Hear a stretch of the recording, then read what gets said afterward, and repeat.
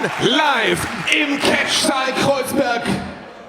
Beware World, das ist unsere Warnung an die Welt. This is Global Warning!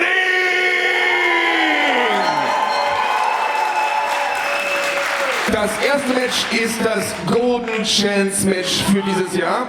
Das bedeutet, der Sieger bekommt die Chance auf einen Kampf um den Titel seiner Wahl. Egal wann, egal wo, egal gegen wen. 365 Tage hat er dafür Zeit. Berlin, are you ready for this? Das Golden Chance Match ist ein Fatal Four-Way Dance und angesetzt auf einen Fall. Auf den Weg zum Ring.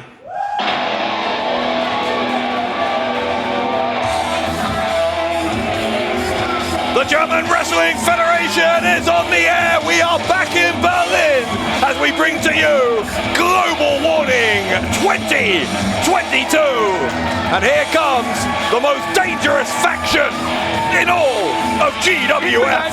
Seiner Blutsbrüder Orlando Silva und Erkan Sulcani, John Bad Bones Klinger natürlich, mit einem Gewicht von 103 Kilogramm aus dem Kosovo, Mr. Arash, the Golden Boy, der Blutsbruder Erkan Sulcani.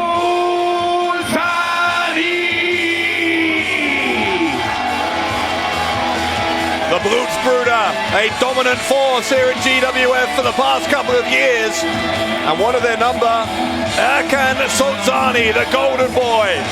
Standing at over 2 meters tall, going to participate in this opening four-way match. And looks like rather, that he's dispatched John Klinger and Orlando Silva back to the locker room. Sulcani wants to handle this on his own. Big opportunity for him and for the other three competitors in this match. A golden chance. The winner gets a title shot at a time and place of their choosing.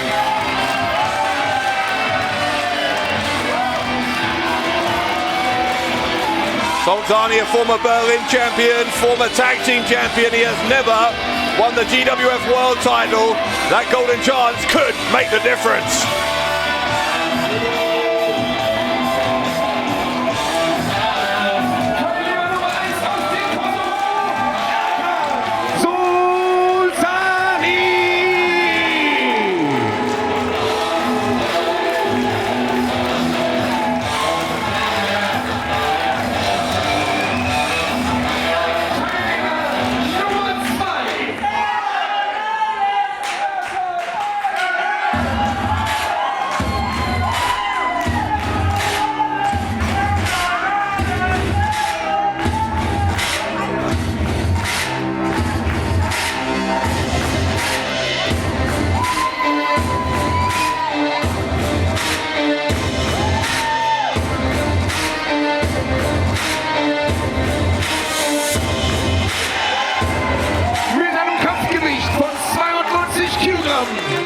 Aus Istanbul in der Türkei, the Sultan of Wrestling,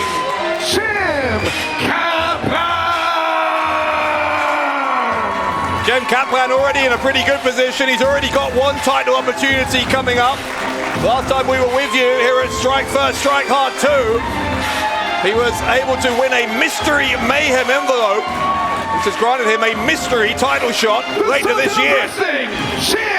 Kaplan!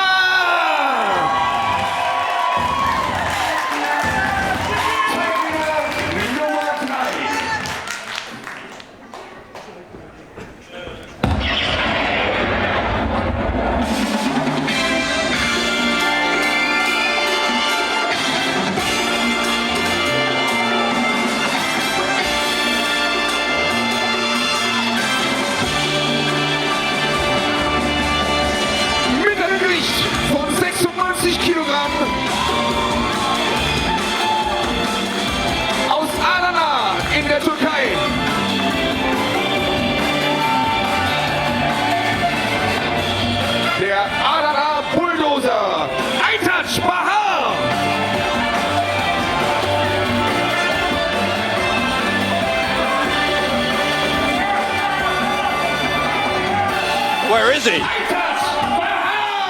Aytac Bahar supposed to be the third of 4 competitors in this match, and the Adana Bulldozer nowhere to be seen. Okay, dann rufe ich einfach mal den 4. Teilnehmer zum Ring. Vielleicht kommt Aytac Bahar ja noch. Teilnehmer Nummer 4.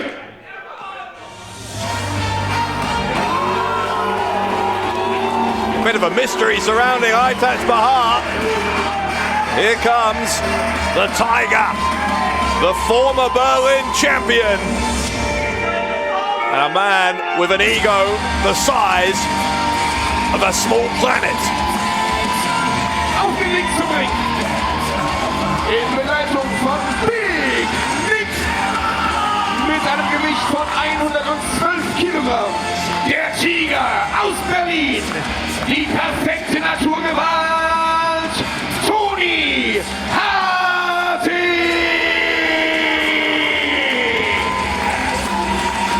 There is back at Legacy 26 in December when Harting lost that Berlin title to Mighty Vecchio. And what's this now? Harting, I think. Oh, he's got a microphone. That's all we need.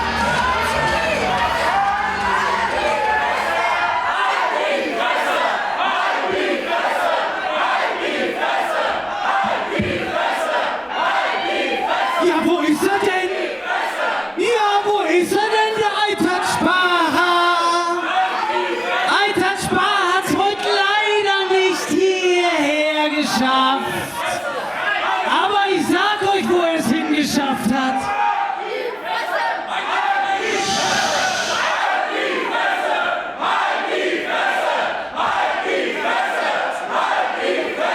Lass mich ausreden! Habt ein wenig Anstand!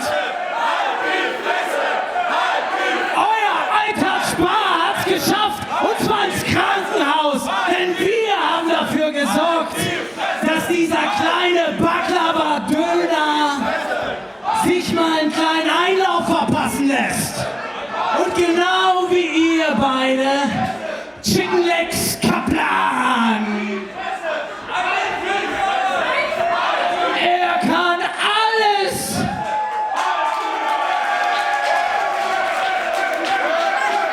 Er kann alles, vor allen Dingen vor mir auf die Knie gehen.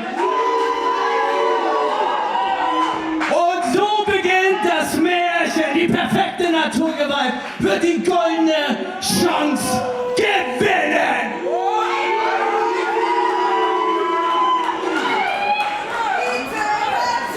Was he finished? Toni Harting with some questionable news about Aytac Bahar. I don't know if we can believe Harting as a reliable source. Der Tiger aus Berlin, Toni Harting! I'm not sure we need to announce him again. He loves the sound of his own voice. Und wenn ich mir nicht verzählt habe, sind es jetzt 3. Machen wir also, frage an den Referee aus dem 4-Way Dance, ein Freeway Dance. Alle anwesenden Teilnehmer einverstanden? Dann machen wir es so. Das ist der Koffer. Und der Inhalt ist das, worum es geht. Die Golden Chance, also die Chance auf einen Titel der Wahl des Gewinners, egal wann, egal um welchen Titel es geht, egal wo. 365 Tage, ein ganzes Jahr lang Zeit dafür. The crowd being told here that this is now going to be a 3-way match rather than a 4-way. Bell rings, the formalities are out of the way, and we are underway. This is the first golden chance match here in GWF for 2 years. A couple of years ago at this same event, Global Warning, Lucky Kid, as he was then known, was the winner of a 6-man golden chance match. First time in 2 years that we've had this kind of match and this kind of opportunity for 3 men, all of whom are former Berlin champions. But of course the golden chance briefcase would allow any one of these 3 men a chance at the world title if they so chose. at a time and place of their choosing. The element of surprise could take the holder of that briefcase a long, long way.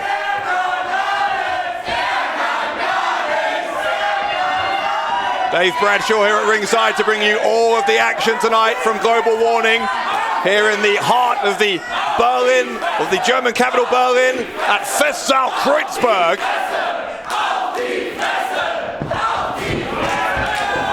Big boot from Erkan Sulcani and an uppercut. Sulcani runs into an elbow from Kaplan and then a belly to belly from Toni Harting. The Tiger determined to take control here in the opening moments. The shoulder block from Kaplan. Kaplan such a powerhouse. And Jem Kaplan with a series of shoulder blocks here, but the third one saw Harting move out of the way.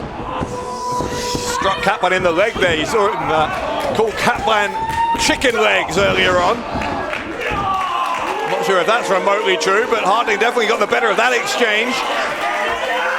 Didn't realize that Sulcani was there though, and Mr. Uppercut nailed Harting.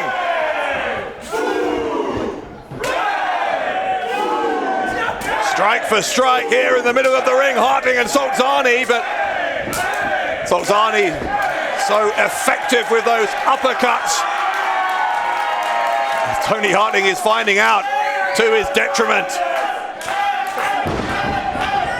A bit of a mystery then why Aytac's Bahar isn't here, but whatever is wrong with him, and we will assume it's not as Toni Harting suggested, but we wish Aytac a quick recovery from whatever the issue is.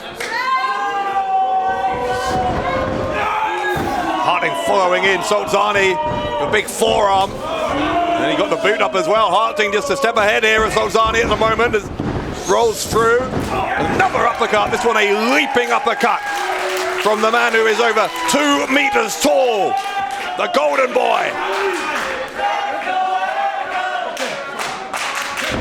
Sulcani going to try for an early cover. I think it was more of a statement he was making than a serious attempt to win the match. Speaking of making statements, Toni Harting, when he made that lengthy statement on the stage at the beginning of the match, was joined, of course, by his new protege, Big Nick, who is maybe the only person in GWF who can match the height of Sulcani. What's this now? Kaplan in the ring, and all three men just jockeying for position. Kaplan very much a hard hitter as well. He gets his leg taken out from under him by Toni Harting. Sulcani now just choking away, Harting putting the boot in as well. And an unlikely, I'm sure it will be temporary, alliance forming here between Sulcani and Harting. Lots of action coming up here tonight in Berlin, including 4 championship matches. But in many ways, I think this match is every bit as consequential as a championship match, because the holder of that Golden Chance suitcase, briefcase, will have every opportunity to become a champion at some point in the future. Big, big match here, make no mistake about it.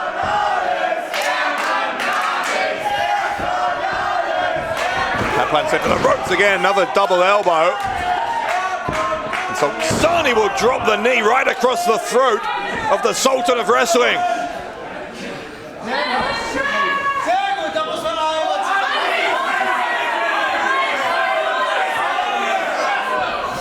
Hang on a second, Harting ending that alliance pretty quickly, and he was very close, in fact, to getting there for the 3 count. And now here we go, that's what I'm talking about. Look at I think Big Nick might be the bigger of the two.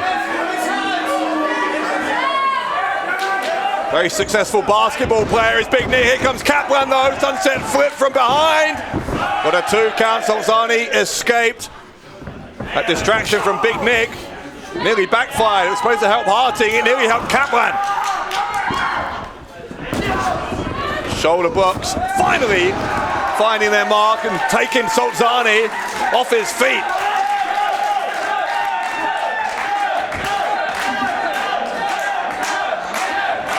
Kaplan now slams down Sulcani hard.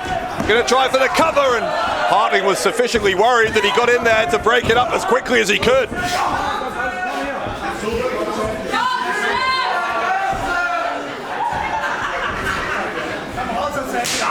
Harting with such a fragile ego, so desperate to ensure that he can get championship gold back around his waist as soon as possible. Still not sure that Harting has fully got over the fact that he lost that Berlin title at the end of the year. Ooh, vicious kick from Harting.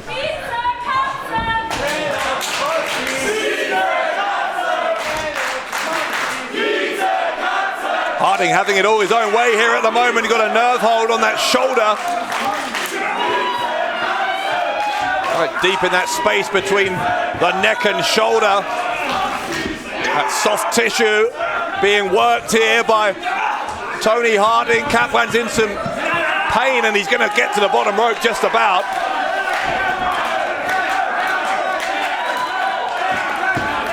Able to force the break was Kaplan, but the damage was done by Harting. There's a snap suplex.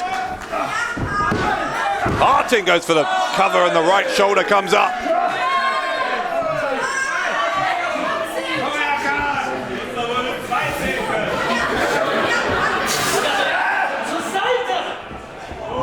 Harting with snake eyes on Kaplan.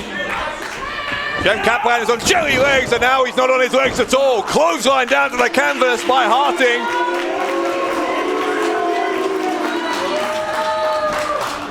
Harting believes he's won it as an arrogant pose, and it wasn't just arrogance, it was hubris from Harting because it was not enough to keep down Kaplan. If Harting had taken that pin attempt a little bit more seriously, he might have won the match here. Sulcani was nowhere to be seen. Now he's somewhere to be seen, but he ran straight into the boot of Kaplan. Did the member of Blutsbruder. Kaplan is back down, ducks a clothesline from both men, comes out of the corner and hits him with a double drop kick.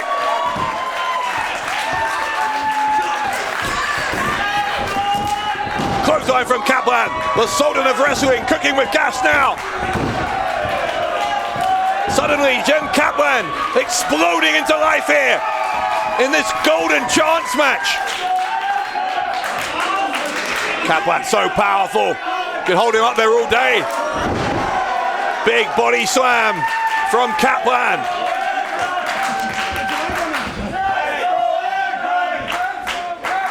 Here comes the gut wrench. Kaplan's got Sulcani up on his shoulders. What's he looking for here? Kaplan hooking those legs in front of his thighs. What's he doing? Kaplan now on top of Harting. Oh my goodness. A double submission hold. Look at the innovation from Kaplan. Sulcani got out. There's still a camel clutch on Harting, but Sulcani breaks that up as well.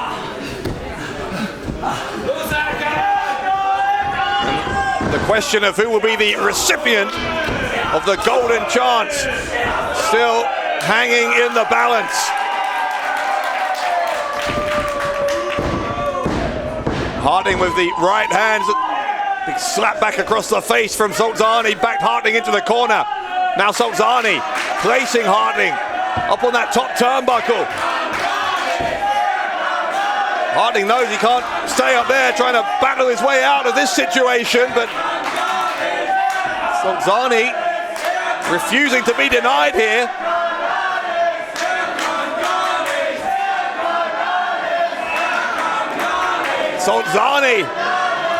Sulcani's going to look for a top rope superplex. He's already 2 meters tall without the turnbuckles. And now look. Don't tell me. Here comes Kaplan. Kaplan with the powerbomb into the suplex. And Harting got the worst of it.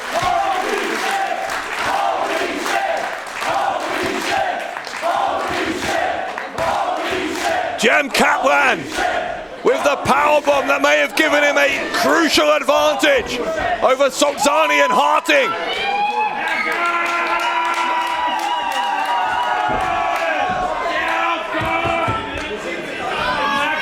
Sulcani is stirring. Kaplan is over by the ropes. Even Harting is moving now. I'm surprised Harting is even conscious after how far he flew through the air.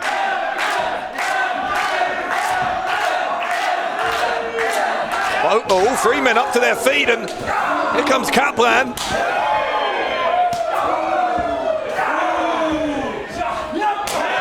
Chops and elbow strikes, a boot there from Toni Harting. It is gut check time here in this three-way golden chance match. Sulcani getting fired up. Crowd in Berlin are cheering him on.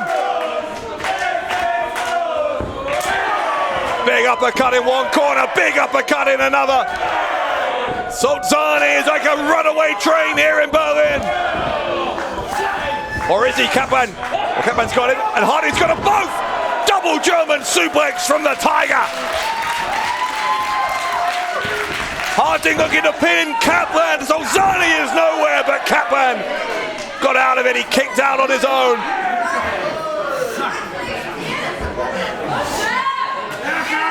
All three men have taken a tremendous amount of punishment at this point. Harting with Kaplan up. Got him in that fireman's carry position, but Sulcani is up as well. Not going to allow Harting to have his way. Sulcani with the pump handle slam. Sulcani to win it. Can he get it done? No, Harting kicked out. Sulcani now turning his attention to the Sultan of Wrestling. Look for the super kick on Kaplan. Kaplan moved out of the way.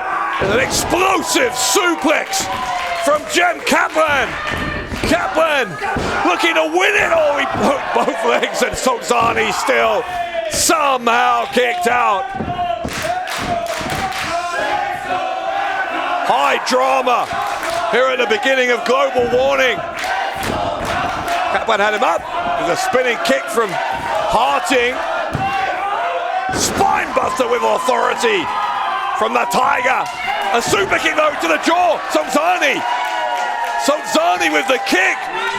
Harting's out. Kaplan is out. Sulcani has it all to himself. What? That's Big Nick. Big Nick pulled the referee out of the ring. Big Nick just saved the match on behalf of Toni Harting. Now another stare down between these two giants. A super kick from Sulcani. Big Nick will regret getting involved in his business, but Kaplan is back. Super kick to the face of Kaplan. Well, there's a super kick from Harting as well, though. Super kick from Harting. Harting plants Sulcani. Kaplan is nowhere. Harting's got him wrapped up tight, and Toni Harting wins the Golden Chance. Und damit Gewinner der Golden Chance 2022. Der Tiger aus Berlin. Die perfekte Naturgewalt. Toni Harting. Toni Harting has stolen one here. Big Nick took the hit for him, took the bullet, so to speak, from that super kick. And now Harting with that briefcase. Der Golden Chance 2022. The holder now of the Golden Chance briefcase. Auf einen Titel der German Wrestling Federation seiner Wahl. Egal wann, egal wo und egal gegen wen. Der Tiger aus Berlin, Toni Harting. Like him or not, and most of these fans don't, this is a major moment. A hugely significant victory for Toni Harting. That briefcase, a powerful weapon, a weapon that he can deploy anytime, any place, to get himself a shot at any championship, including, if he wishes, the GWF World Title. Big, big moment for the Tiger. Und das nächste Match ist bereits ein Titelmatch. Es ist auf einen Fall festgesetzt. Und es geht um den German Wrestling Federation Loserweight Championship. Auf dem Weg zum Ring.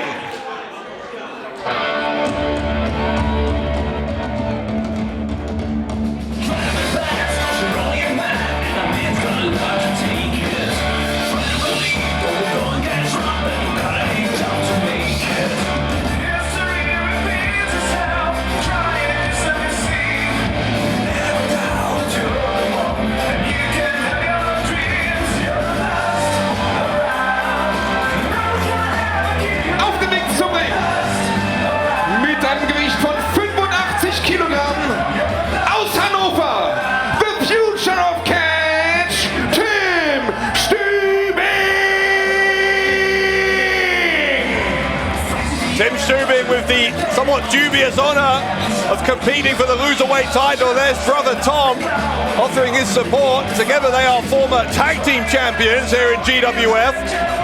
This is one title match where Stübing doesn't want to walk out with the championship. Aus Hannover, the future of catch, Tim Stübing! It is perhaps the most unique title in all of wrestling, where whoever loses the match walks out with the championship. The Loserweight title about to be defended. Und sein Gegner, der amtierende German Wrestling Federation Loserweight Champion.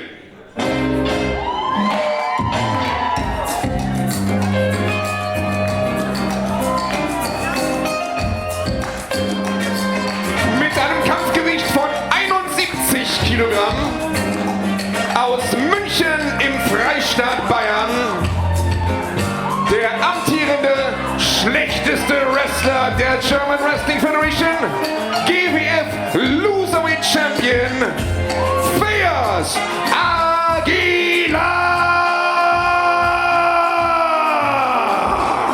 It's been a pretty rough 4 months for this young man, officially classified as the worst wrestler in the German Wrestling Federation. Feyyaz Aguilla won that Loserweight title. If winning it is the correct term, he became the champion at least in October at Chaos City. Under the rules governing the title, the person who challenges for the title rather is whoever is the next person to be pinned or submitted after you hear the alarm of shame sound at a GWF event. Well, last month at Strike First, Strike Hard 2, it was Tim Stübing who lost the first 4. Funktioniert das Ding? What's Feyyaz want to say? Hang on now. Funktioniert das Ding? Ja, also Berlin, was geht ab? Geht's euch gut? Ja, mir geht's nicht so gut, aber ich hab das. Ihr habt das alles im Griff. Moment.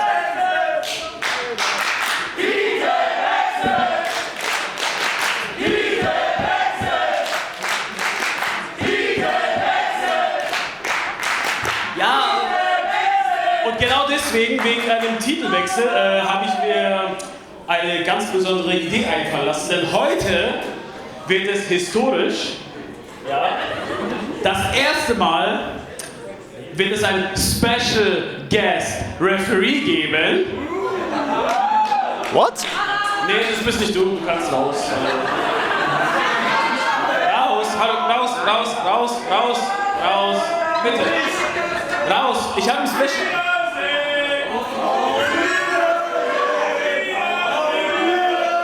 Feyyaz is telling the referee he's not needed.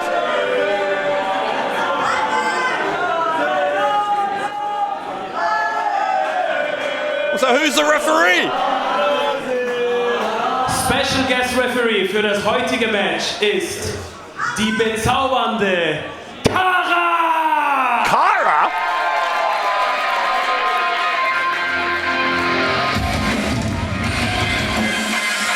Apparently, Kara gonna be the special guest referee. We've never had a referee, a guest referee, for a Loserweight title match before. I don't know, I don't want to spread rumors, but I think Feyyaz Aguilla might have a bit of a crush on Kara. Herzlich willkommen aus Darmstadt, Kara, die Kriegerin! playing air guitar on that loserweight title. Trying to show off for Cara, who seems to quite like it. She's smiling. Feyyaz handing over not only the title, but his scarf, which, well, Cara didn't quite like that so much. And again, unique rules governing this title. Stübing forced to compete for it after being pinned immediately after the alarm of shame rang out last month. Strike first, strike hard too. And the person who leaves with the championship is whoever loses the match. Bell rings, here we go. There's Aguilla with that perfectly groomed beard. His motto is death before shaving. Referee Cara wants a clean break from Tim Stübing and gets one.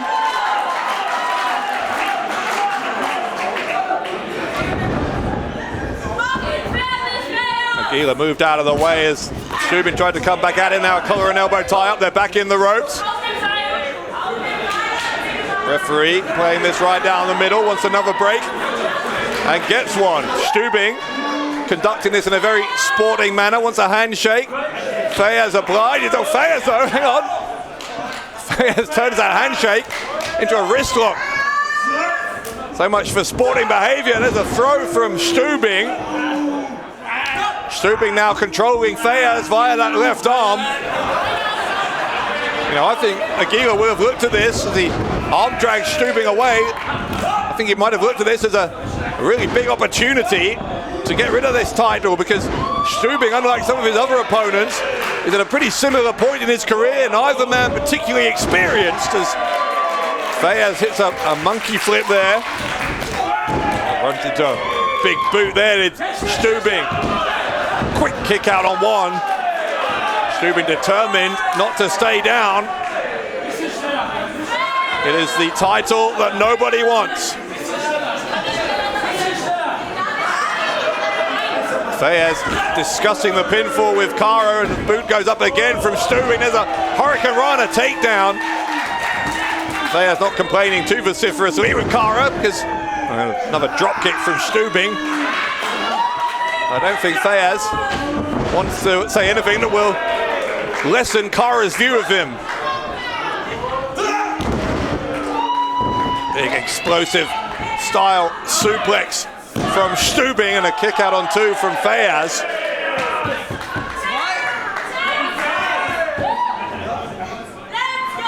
Stübing gonna try and squeeze the life here out of Feyyaz.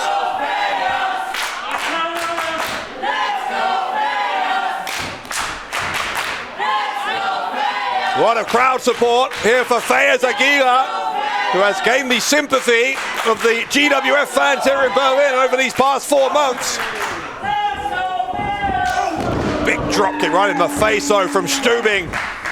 Stübing floats over, goes for the pin. He's got the left leg hooked as well, and a kick out from Feyyaz.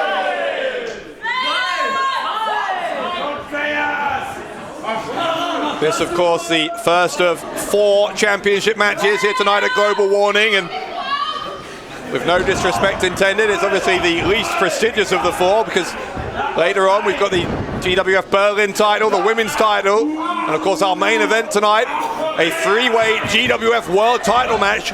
Axel Tischer defending against a former champion in Kovac and the returning Icarus. Stübing after an uppercut tries to win this one, and another kick out from Feyyaz.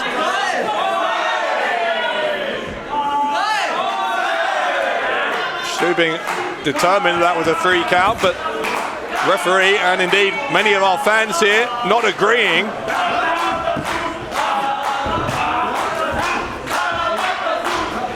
Stübing now got his hands clasped right around the back of the head here of Feyyaz, but the arms are free, and Feyyaz with a couple of body shots. Trying to relieve that pressure, free up his head, which he does. Stübing went for a drop kick, but Feyyaz put the brakes on. Clothesline from Feyyaz, and a second one. Loserweight champion with an opportunity maybe, but oh, there's a reversal from Stübing. Feyyaz scoops him up. Body slams him down. Is this the moment for Feyyaz to get rid of that title? No.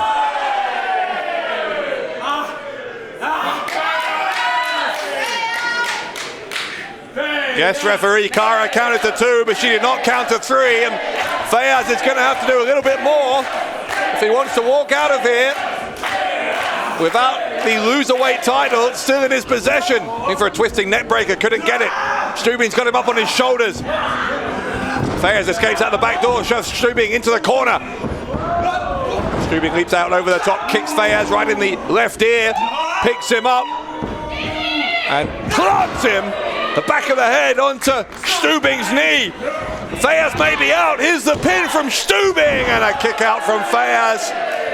Feyyaz determined, but tonight will be different from all the other nights in these past 4 months.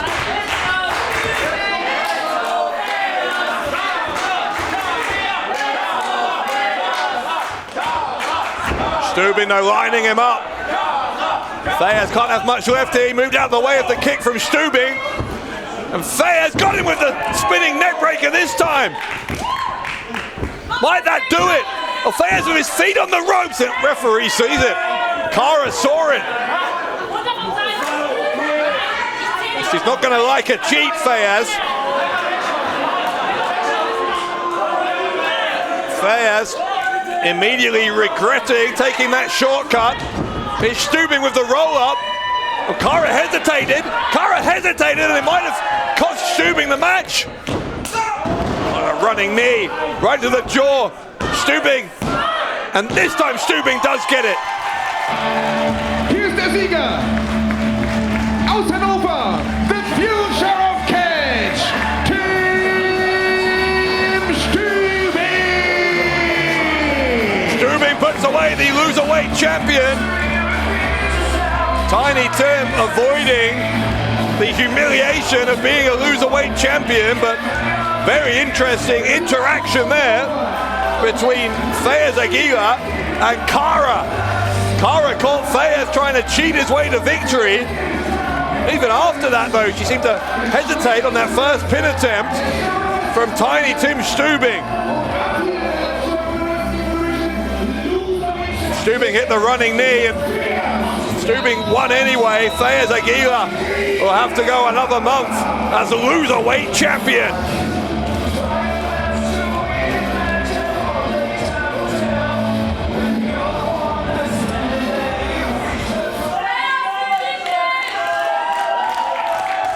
The frustration evident on the face of Feyyaz Aguilla.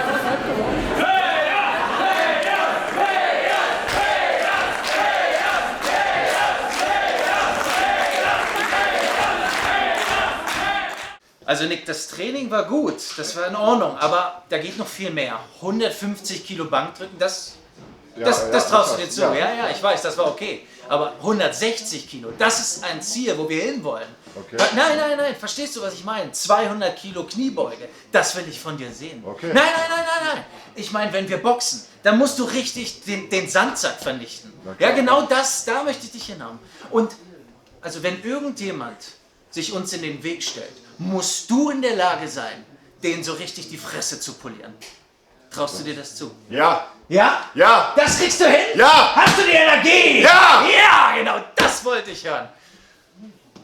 Du musst hier nur noch lebend rauskommen. Entschuldigung, darf ich ganz kurz um eure Aufmerksamkeit bitten? Dieser junge Mann hat gerade behauptet, dass deine Mutter einen Bart hat. Du stinkst, genau wie deine Mutter stinkt. La puta madre. Ihr seid zwei kleinwüchsige Zwerge und deine Mutter ist eine obdachlose Flaschensammlerin. Und genau das wollt ihr mit euch jetzt klären. Benno! Du bist das, du sowas gesagt! Ja, Bruder, hast du uns genannt, ja? Was mit dir? Das nächste Match ist angesetzt auf einen Fall auf dem Weg zum Ring.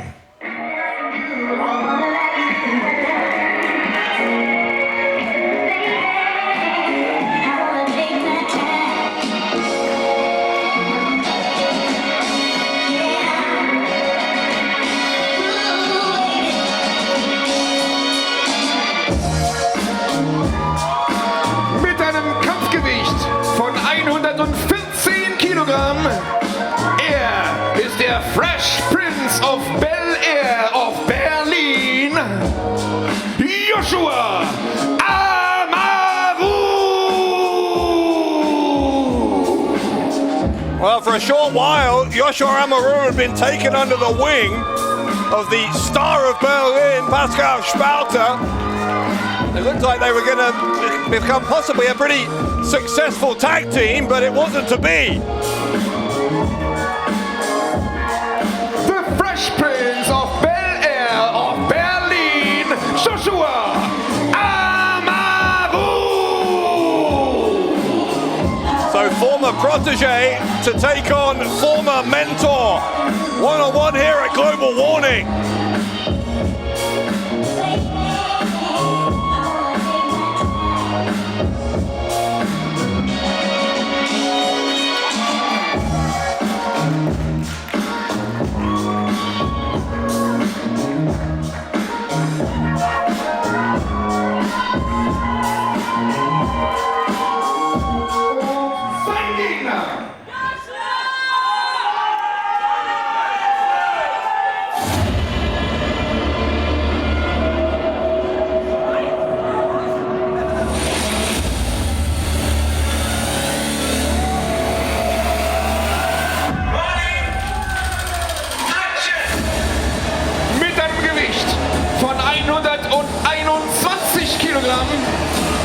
Aus Berlin, Pascal Spalter!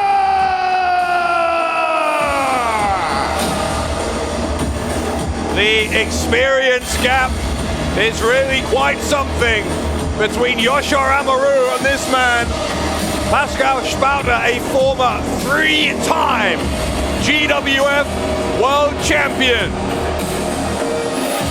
Spalter, who seems to have developed a new focus, a new intensity in this new year, has just eliminated Amaru from his thoughts, from his life as a tag team partner, and is clearly focusing solely on number one.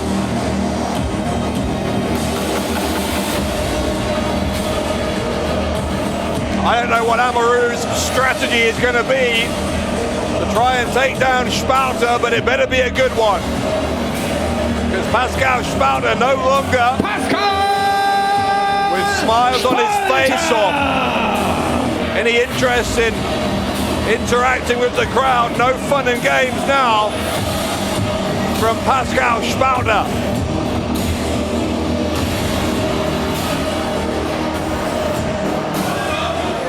Seems like a man who is laser focused on his goals is Spalter.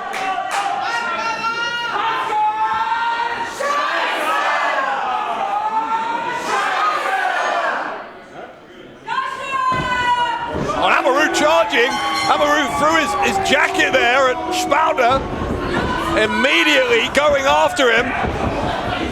Maybe this is a strategy from Amaru, deciding if he can take Spalter by surprise.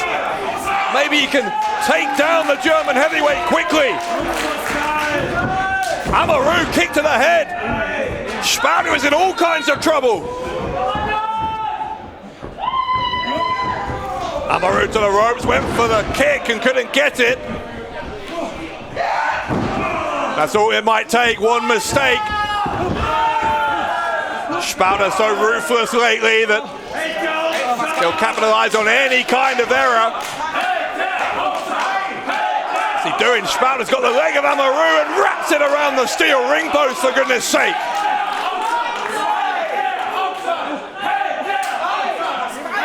Gonna do it again. Pascal Spalter doesn't seem to have any concern whatsoever as to whether he might do some serious damage to this young man. A young man as well who he'd formerly, of course, taken an interest in helping to develop. It could not be a more dramatic change of heart on the part of Pascal Spalter.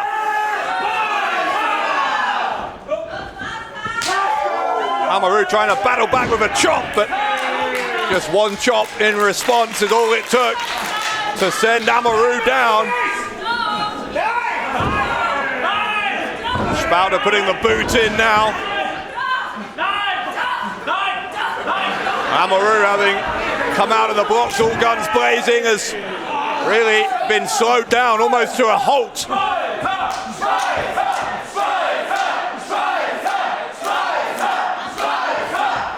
Spalter looking for that crossface chicken wing. Saw him use that against Aytac Bahar last month. Amaru escaped it and got in a couple of blows, but Spalter very quickly getting him back in position. Amaru again knowing he needed to get out of that and backed Spalter into the corner. Oh, Amaru charging into, looks like an axe handle there from Pascal. Spalter got a hold of Amaru, plants him with the German suplex.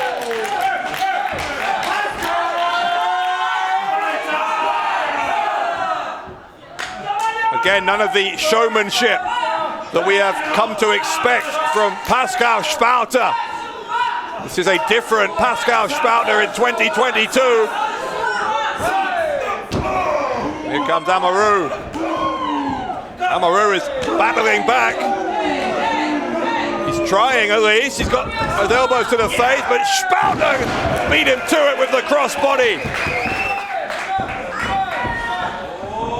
Here comes another German suplex.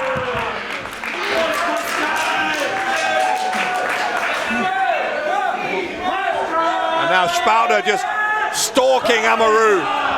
Gonna try again for the crossface chicken wing, and this time I think he's got it locked in. Yes, he has. Body scissors as well. And a tap out from Amaru. Spalter takes out Amaru and he won't let go. Let go of him. Und hier ist der Sieger aus Berlin, Pascal Spalter.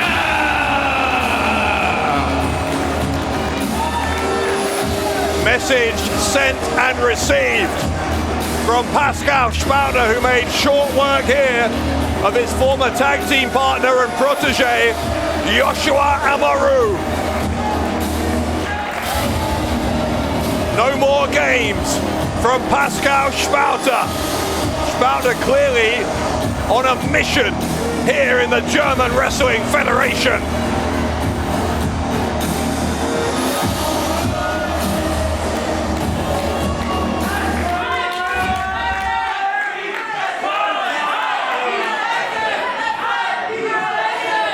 Joshua, das Ganze ist nicht persönlich. Ich bin in das Jahr 2022 gestartet mit einem Ziel und habe bis jetzt allen Ballast über Bord geworfen. Und Joshua, da wo ich hin will, da ist nur Platz für einen. Und das bin ich, Pascal Spalter. Der Sieger in diesem Match aus Berlin, Pascal Spalter. He could hardly have been any clearer. Pascal Spalter has come here to Berlin in this new year with success firmly on his mind.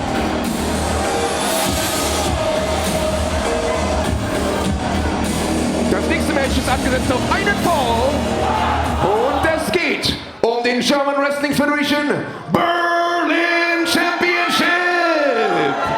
Auf dem Weg zum Ring.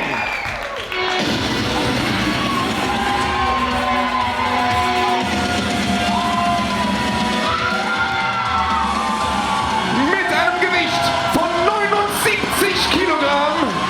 This is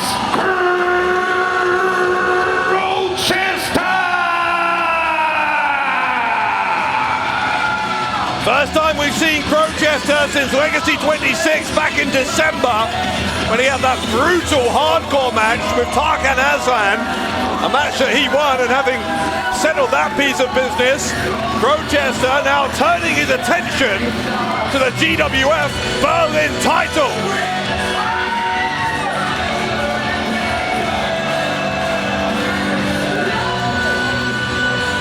Crowchester, a crowd favorite here in Berlin. Und den German Wrestling Federation Berlin Championship, Berlin. This is Crowchester. But for all of the success that Crowchester has had here in GWF so far, he needs to translate that into some championship gold. Maybe tonight's the night.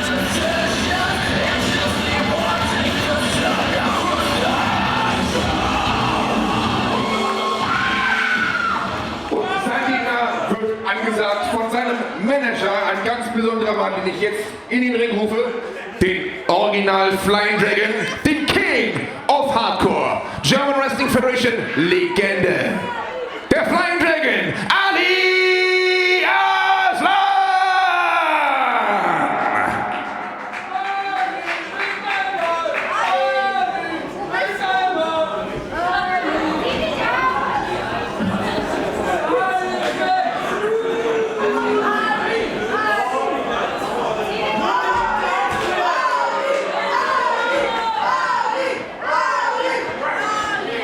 Als ich für die Liga gekämpft habe.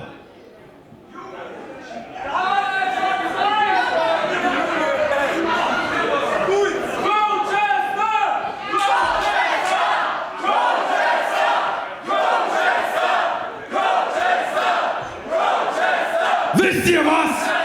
Ich sage nichts. Wir nehmen ihn auseinander. Hier ist mein Beweis. Mike D!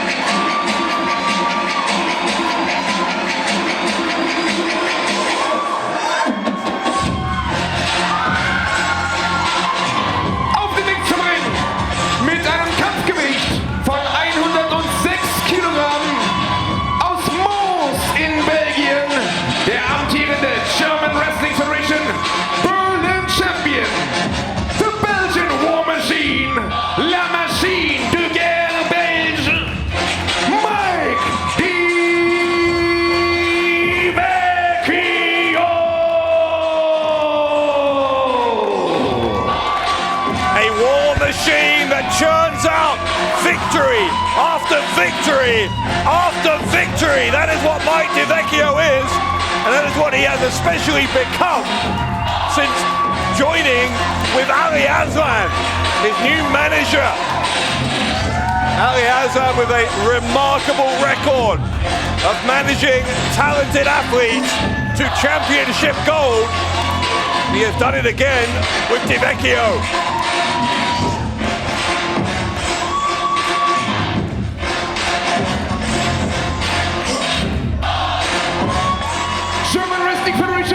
Berlin Champion, la machine de guerre belge, Mike Vecchio. In fact, it was on that same night that Crowchester had his hardcore match with Tarkan Aslan back at Legacy 26 in December, when Mike Vecchio beat Toni Harting to win that Berlin title. Will he keep it here tonight at Global Warning?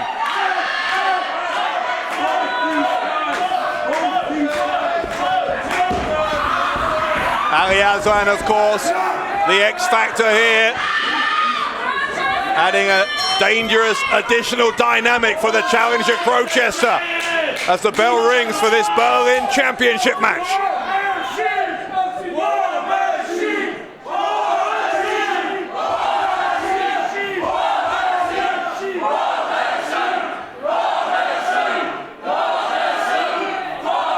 It is a mixed reception here. You can hear the War Machine chants. You can hear the Crowchester chants as well. Whoever they're supporting, it is electric, as it always is. Here in Festsaal Kreuzberg, we thank you for joining us wherever you are in the world for Global Warning this year. Crowchester was quick to take down Vecchio. And there's the power of Vecchio, and that right there in that opening exchange tells the story of the differences between these two. Vecchio is going to have to rely on his power. Crowchester will be obviously the faster of the two, but if Vecchio can catch him with some of that raw brute strength, then it could be a short day at the office for the Berlin champion. We will see.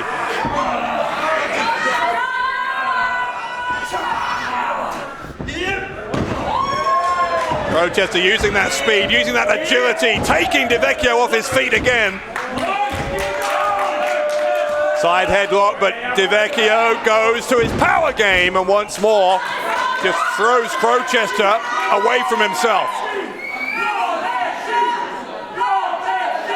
Aslan wanted to see even more aggression, I think, from Vecchio. That is what Aslan so often brings to the wrestlers he manages, that killer instinct. Vecchio, before he teamed with Aslan, was already pretty good in the ring. He was already looking like a future champion. But what Aslan did was to accelerate that process, give him that extra bit of aggression. You see that very evidently when Vecchio enters the ring now. Crowchester having no joy whatsoever with those attempts to lock up. Goes back to his speed instead. Crowchester showing no fear in the face of the Berlin champion. Lured him in fact. And now sends him over the top to the outside.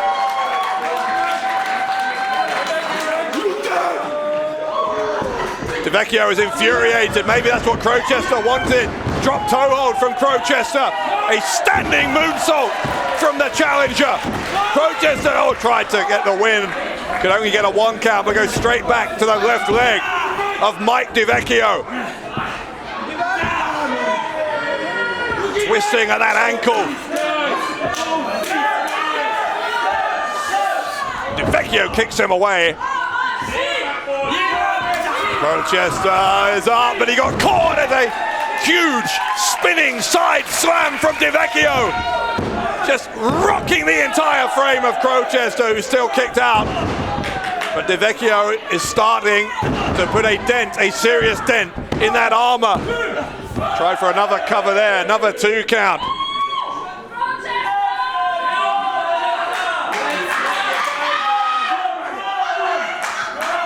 Vecchio though, looking around, this has increasingly become an arena that he feels like he owns. He is almost invincible. That is the sense he gets here in Festal Kreuzberg.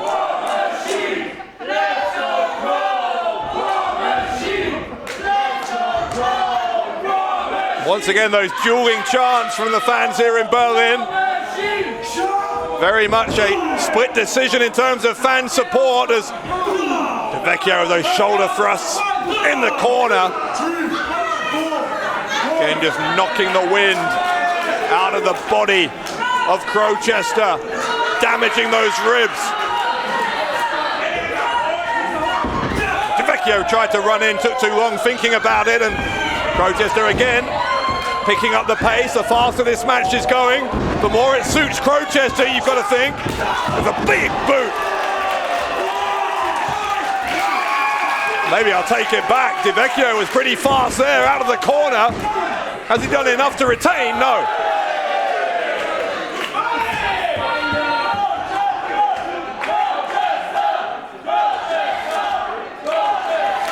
The Crowchester fans here in the crowd trying to get their man back into this. Saw though Vecchio bringing all of his body weight down on the lower back there of the challenger and burying that knee deep into the ribs. Another pin attempt from Vecchio. Right arm comes up, but I do think that this continued assault on the ribs, on the midsection of Crowchester is clearly now a deliberate strategy to make it difficult for Crowchester to breathe, to get oxygen flowing around that body. Backbreaker as well. Combination of the assault on the ribs and the lower back seems to be exactly what Mike Vecchio has in mind, and I'm sure it is a strategy. It's been dictated by Ali Aslan. It didn't work though. At least that stretch off the backbreaker didn't. Crowchester using his spare leg in the end. Able to just knee Vecchio in the head, and now got a kick in as well. Crowchester, Asai moonsault, got caught. Look at this from Vecchio. Vecchio's looking for a tombstone, but there's a roll through, a victory roll from Crowchester, and it was nearly enough. Kick around the side of the head. Vecchio suddenly is reeling. Another drop kick, and again Vecchio down to his knees. Quickly back up. Crowchester trying again to get him up. They got him with the suplex. The belly-to-back suplex from Crowchester.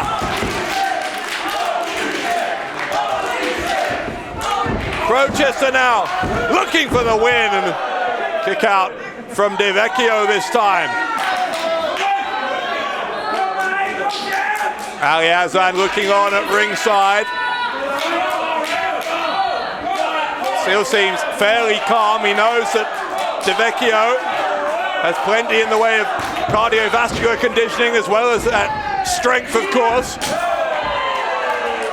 Crowchester, though, is bringing the fight here to the champion. Oh, Vecchio is bringing it back. Vecchio, what's he doing here? From a difficult angle. Going to try and deadlift him, I think. The leverage not in a position that works for Vecchio, and Crowchester was able to use that point to free himself. Suddenly, Vecchio finds himself flat on his back in the wrong part of town. Here comes Crowchester with the leg drop. Has he done enough? He might have. Oh, he hasn't. He has not.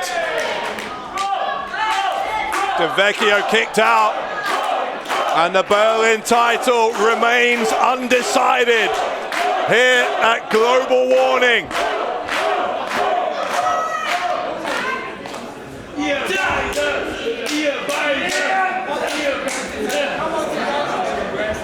Vecchio looks like he's out on his feet there. Maybe not. Finds a second wind. Plants the power slam. As soon as you write him off, he gets back into it. There's Vecchio, but Crowchester stays alive as well.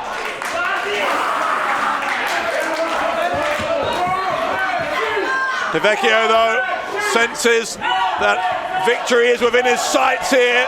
Looking for the power bomb. Crowchester trying to find a way to escape.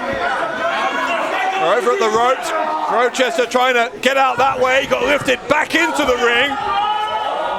Oh, Crowchester escapes by going over the head of Vecchio. Here he comes off the ropes. A variation on the cutter from Crowchester. Crowchester with the pin, and he's a tenth of a second away from becoming the Berlin champion.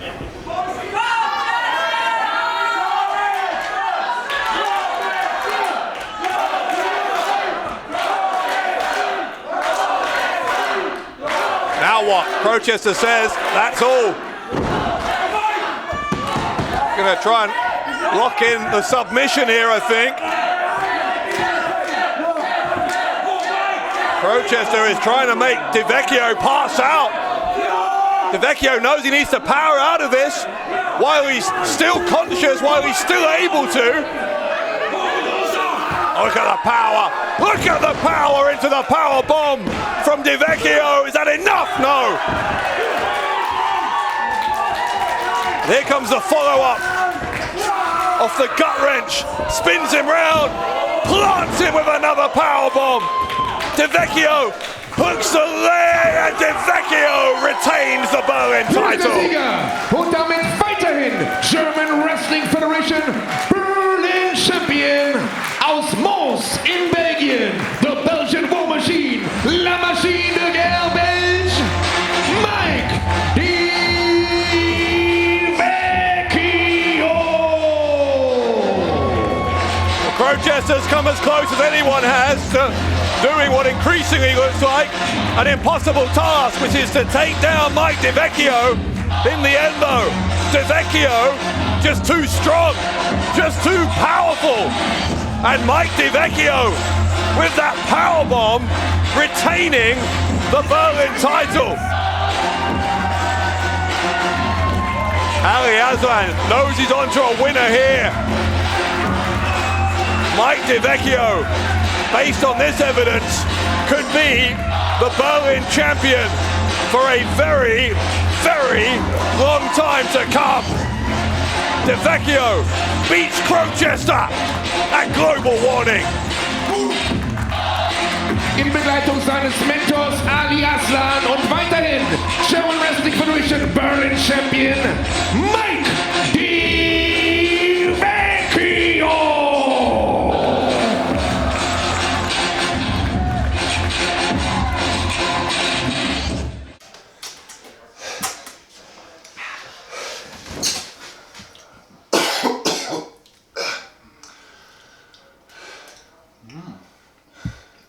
Du lebst?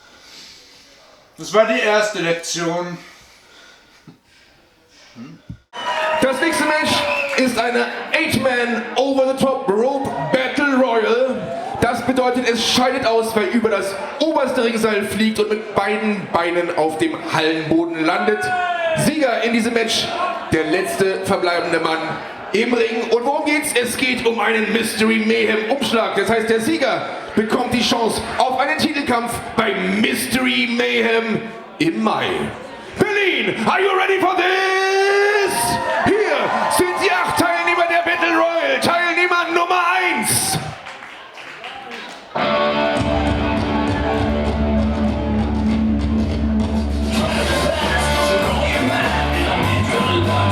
Eine Hälfte der Stübing-Brüder aus Berlin. Stübing! Well, we've already seen one of these Stübing brothers successful here tonight, Tom Stübing, now with a chance to win a Mystery Mayhem envelope.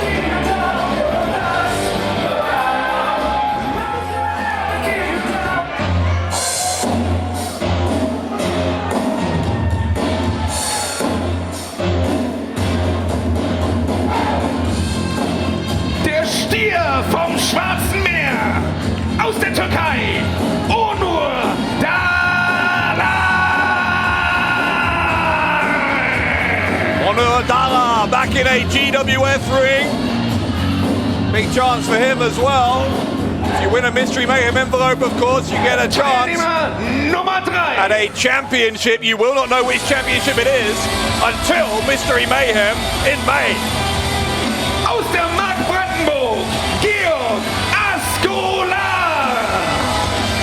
He is the Brandenburg Barbarian, Georg Axel, entering in to this 8-man over the top rope battle royal. Nummer 4.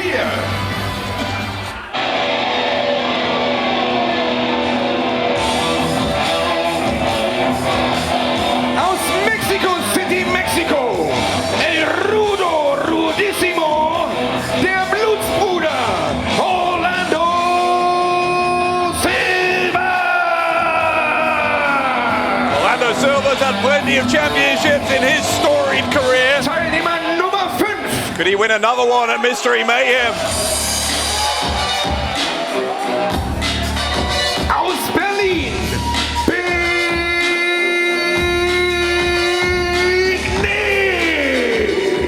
Quite a day for Big Nick. We saw that video footage of what Tony Harting put him through earlier in the day.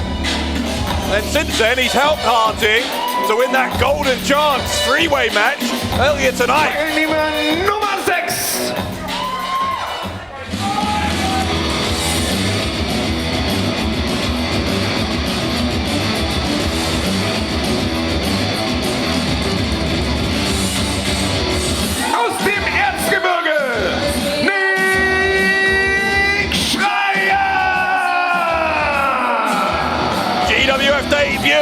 young Nick Schreier, an up-and-coming rookie. What a debut opportunity he has. Und der 7. Teilnehmer.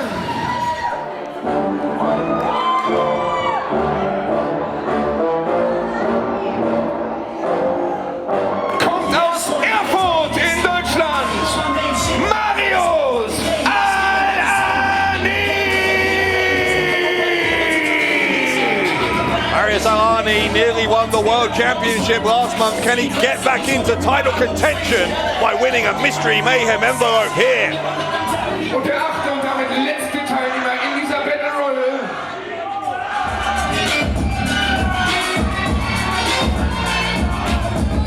Kommt aus 069 FFM Ahura!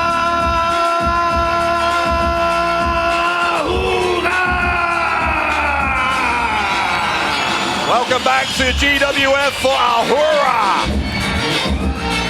Ahura's had success wherever he's been. Could get a chance to get championship gold here in GWF if he wins that Mystery Mayhem envelope.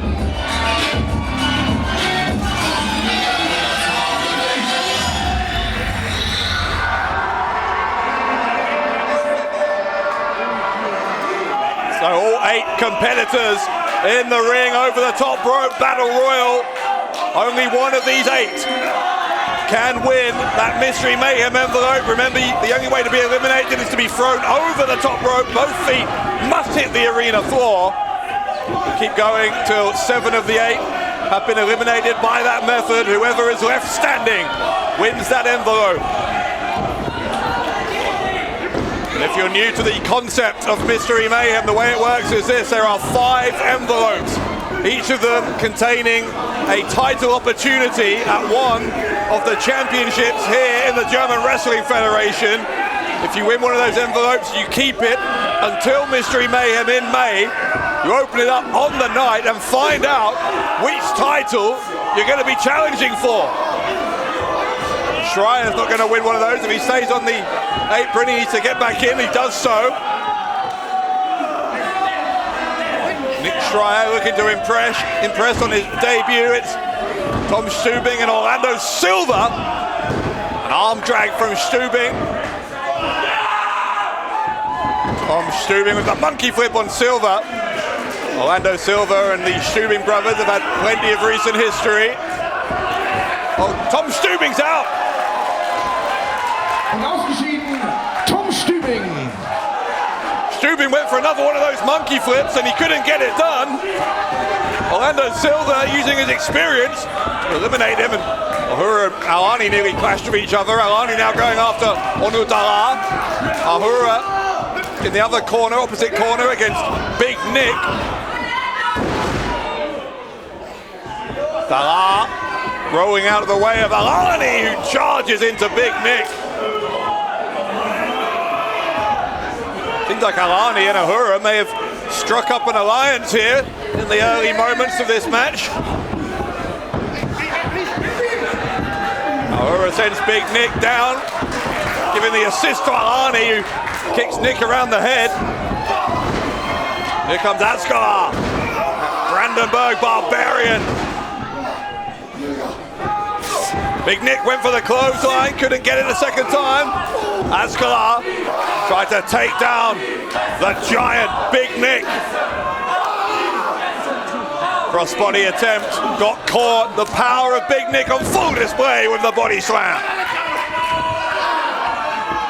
Orlando Silva trying the same. He nearly got body slammed as well. Silva freed himself. And Orlando Silva trying again for a crossbody. Couldn't get it.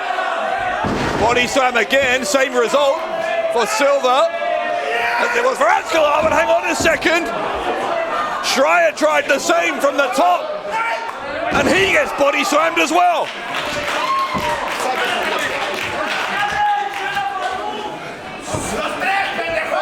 Now Big Nick, middle turnbuckle, launches onto all 3 of them. And he did land the crossbody.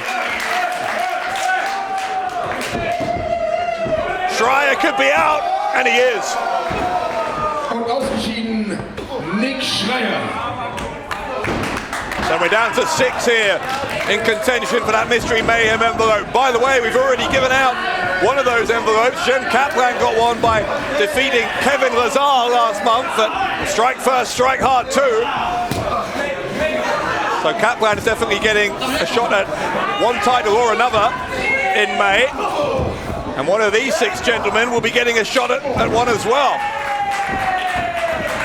Comes Ahura. Again, Alani helping him out. Alani trying to lift him. Big Nick's got Ahura with that giant hand of his, but Ahura broke himself free. Ahura clothesline, assisting the German suplex from Alani.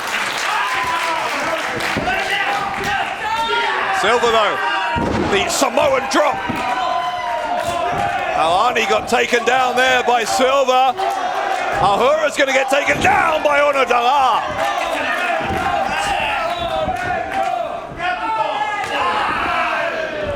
Remember, the only way to be eliminated is over the top rope. No pins, no submissions here. It is, in the end, every man for himself, but that doesn't necessarily stop people from teaming up temporarily, as Dalar and Orlando Silva are doing here against Big Nick.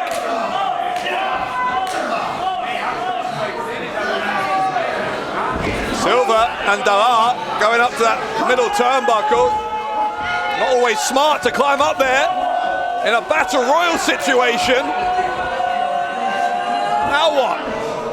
Pascal and Alani going underneath. What is this?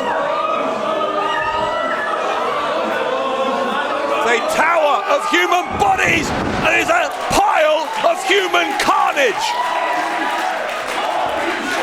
Ahura with the body press.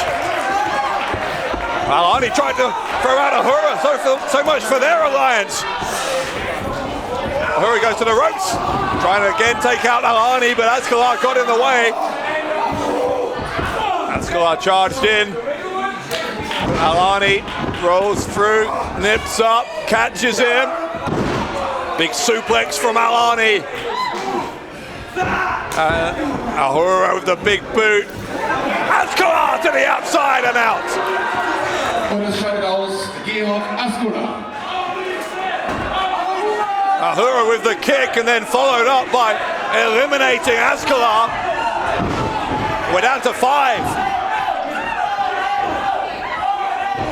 Dalar trying to take out Alani in one corner. That didn't work. He's gone after Ahura instead. I'm not sure if the trust between Ahura and Alani can be renewed. After that trust was broken a few moments ago, but at the moment they are fighting different opponents. Ahura is going after Orlando Silva. You've got Dalar against Alani in one of the corners. Big Nick is recuperating after being teamed up on for large parts of this battle royal. Alani and Ahura doing battle here, and Orlando Silva gives Ahura the assist. The big kick with those bare feet of Ahura. Ono Dalar doing well here. Still in contention. Goes to the ropes, comes in Orlando Silva again, and Silva hits him in the back. Silva gonna plant him up on that rope. He's on the ring apron. Dalar needs to battle his way back in. Needs to do it quickly. He's dragged Silva out on Dalar's gone. That is a mistake from Ono Dalar in trying to drag Orlando Silva out. He ended up on the arena floor himself. So we started with 8, we're down to 4. Only one of them can walk out with that envelope.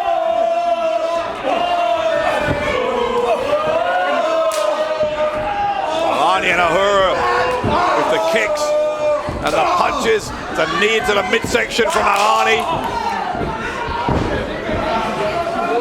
These two have battered each other. They're down on their knees here. And Big Nick gonna look to take them both out. Look at the size difference.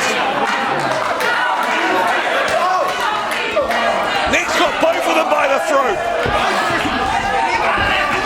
Orlando Silva with a drop kick. Saved Alani and Ahura. And now the two of them combined eliminate Big Nick. Und ausgeschieden, Big Nick. Big Nick is out of there. It's Alani, Ahura, and Silva. Zuvor bereits unurteilbar.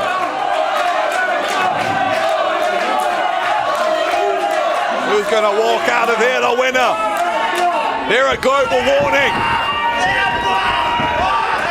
Silva charging up over her and Alani. It's another Samoan drop, this one on Alani. And to the corner. Launches himself, hits the splash on Alani. Orlando Silva building up a real head of steam. Silva got shoved away. El Rudo Rudissimo, der Blutsbruder Orlando Silva. Orlando Silva, he'd been a little bit cavalier, you know, throughout this match and going up to the turnbuckles. Alani oder Ahura. A high-risk strategy, and in the end it came back to bite him. Now it's one of these two, Ahura or Alani. Alani trying to defend himself from a horizontal base. Alani looking for the diamond driver. Ahura lands on his feet. Shoves Alani away, went for a roundhouse, couldn't get it. Alani went for a clothesline and missed. These two know each other very, very well. And Alani hits a backdrop. Ahura lands on his feet, but there's a Superman punch from Alani. Alani with the... No, looking for the powerbomb, couldn't get it. And instead, it could be a pile driver from Ahura.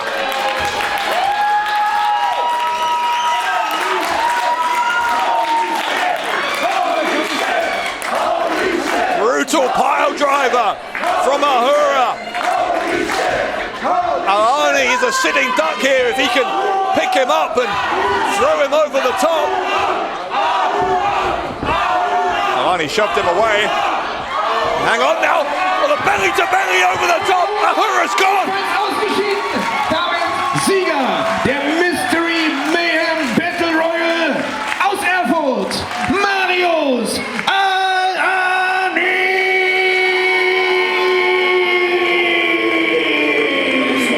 Ahura can't believe it. Alani has won the Mystery Mayhem envelope. Which one's he going to pick? Got a choice of 4.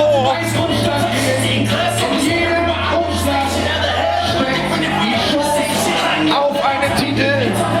Und Marius entscheidet sich für den Umschlag mit der Nummer. He's chosen number 4. Marius Alani is headed to Mystery Mayhem, but what title shot is in there? Has he got a chance of the world title, the Berlin title, a tag team title, or it could even be the Loserweight title? Marius Alani marches on towards Mystery Mayhem in May, where one way or another, he has an opportunity to win championship gold. Das nächste Match ist ein Tag Team Match, angesetzt auf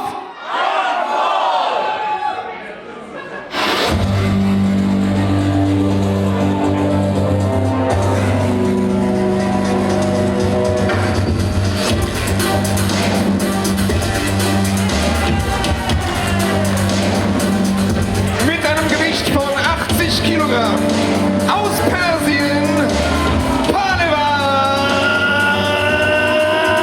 Nima. Here at GWF, we're proud to welcome new talent from all around the world. Another debut here. It's time for Pahlevan Nima. Young Persian athlete. Aus Persien, Pahlevan, Nima. Speaking of Persia, he's going to team with the Persian Wunderkind. Tag Team Partner.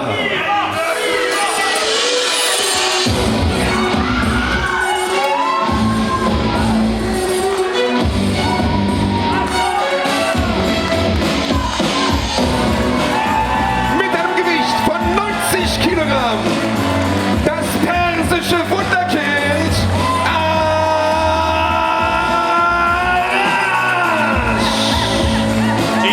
fans absolutely love Arash. Very likable young man. Das persische Wunderkind, Arash! He and Nima are going to be against two very, very dangerous opponents in this tag team confrontation.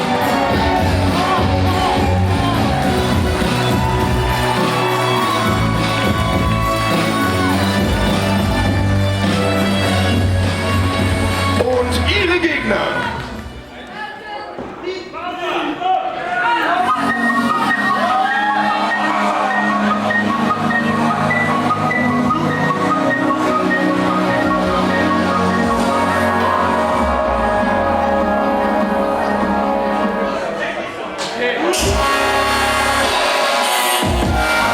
Auf dem Weg zum Ring mit einem Gewicht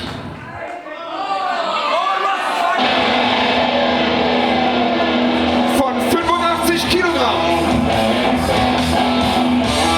aus dem Großstadtdschungel von Berlin, das Eifertier, The Lion King, Tarkan, Aslan!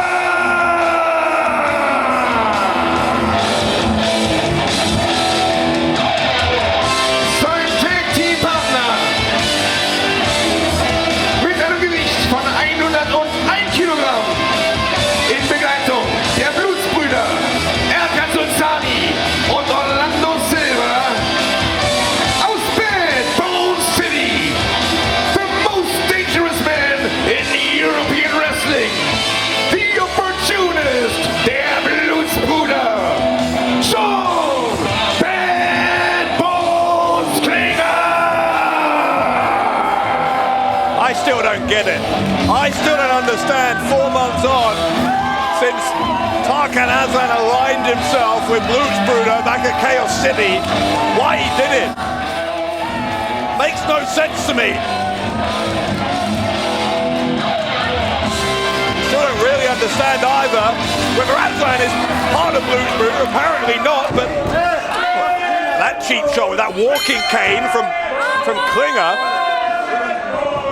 Aslan and Blutsbruder continuously denying that they're in this together, that Aslan is in some way an official member of Blutsbruder, but it seems pretty official in the sense that they're constantly teaming together.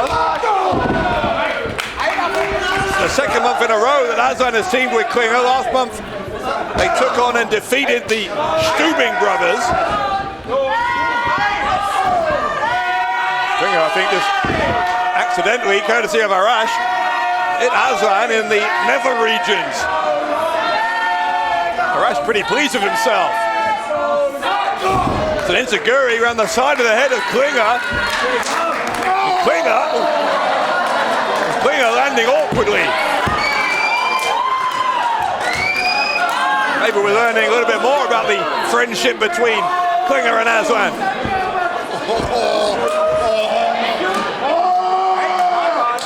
Aslan's not happy with Arash.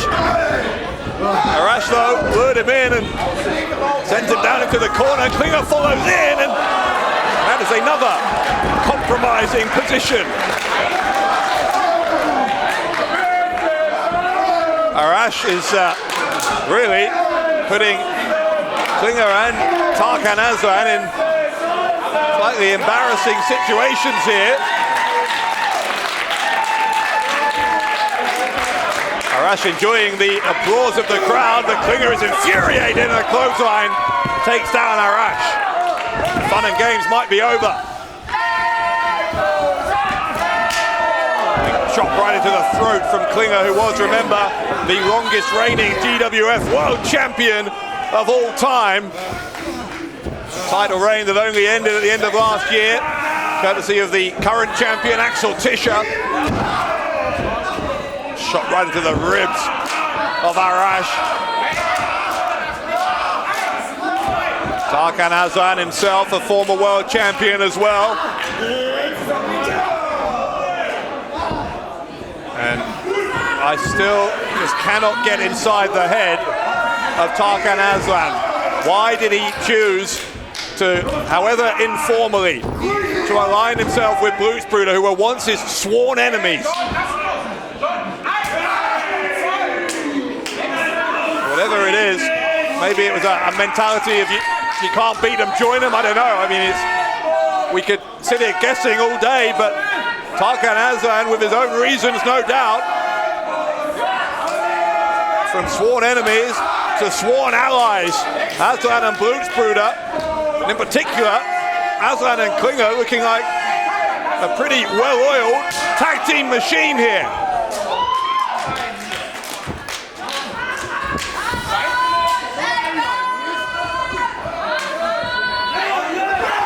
Klinger with the shoulder thrust in the corner on Arash.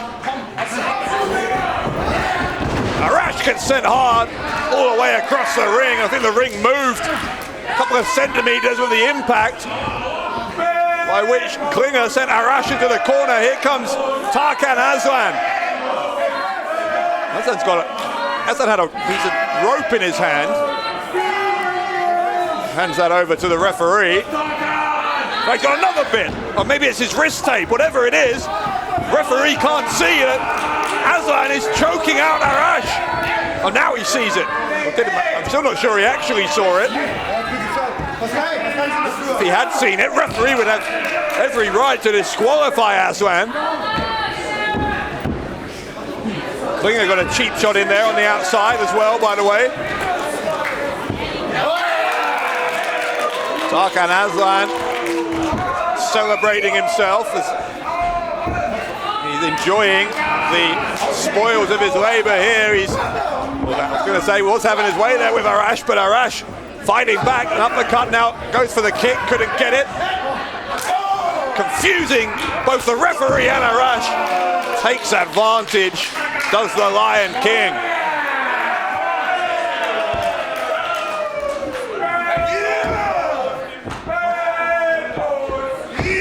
Aslan stomping on the face of Arash.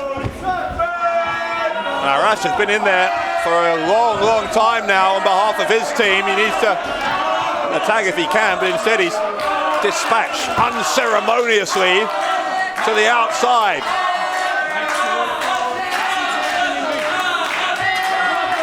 Referee is warning Klinger not to continue the assault, but Klinger's got his foot on the throat of Arash.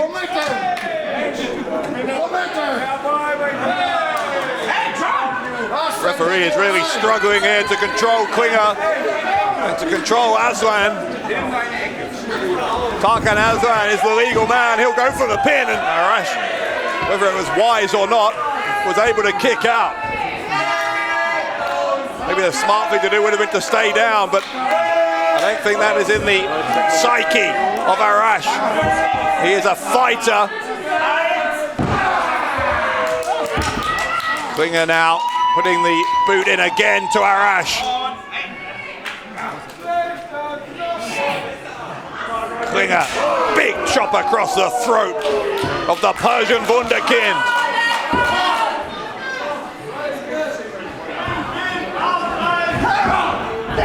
Arash trying to battle back, punching Klinger in the leg. Didn't really make much impact, but it's good to see that there is still some fight left in Arash, who has been in the ring here for a very long time, during frequent tags by their opponents, and I think Arash just bought himself a chance with the power slam.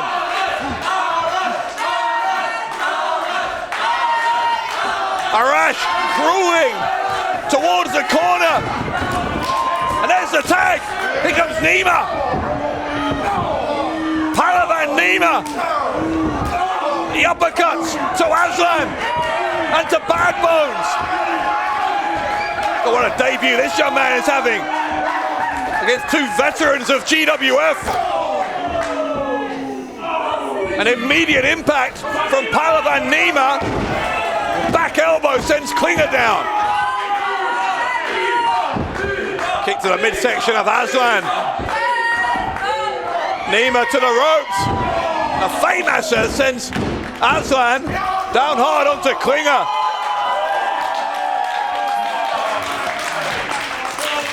Arash gonna tag back in. Uppercut from Arash, kick to the face, and then a kick to the side of the head. Nima and Arash working as a very cohesive unit as well now. Go for the cover, and Klinger jumped in to save Aslan.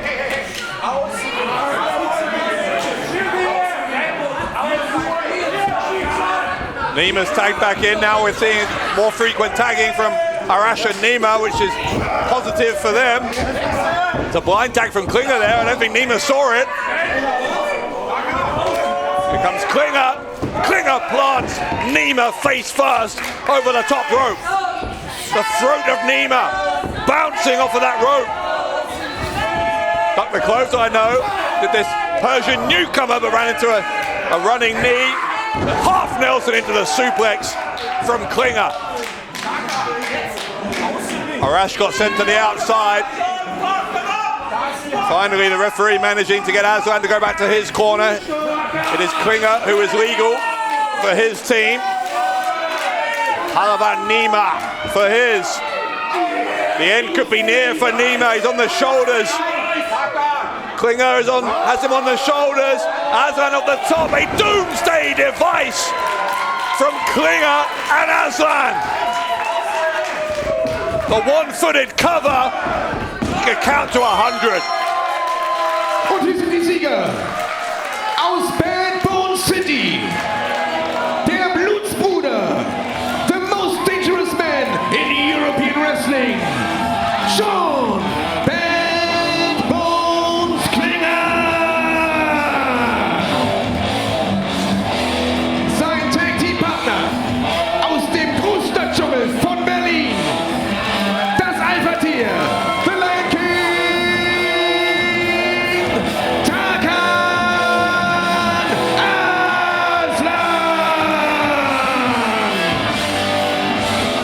If you thought Blutsbruder was strong before Tarkan Aslan started associating with them, then how powerful are they now? Right, what's this now? Finger's just rolled Arash back into the ring. He's rolling Nima back in there as well. Finger's gesturing back to the locker room. Wait a second, here comes Silver and Sulcani. All three members of Blutsbruder and Tarkan Aslan continuing this assault after the bell on Nima and on Arash. What are they trying to prove here? What are you trying to prove?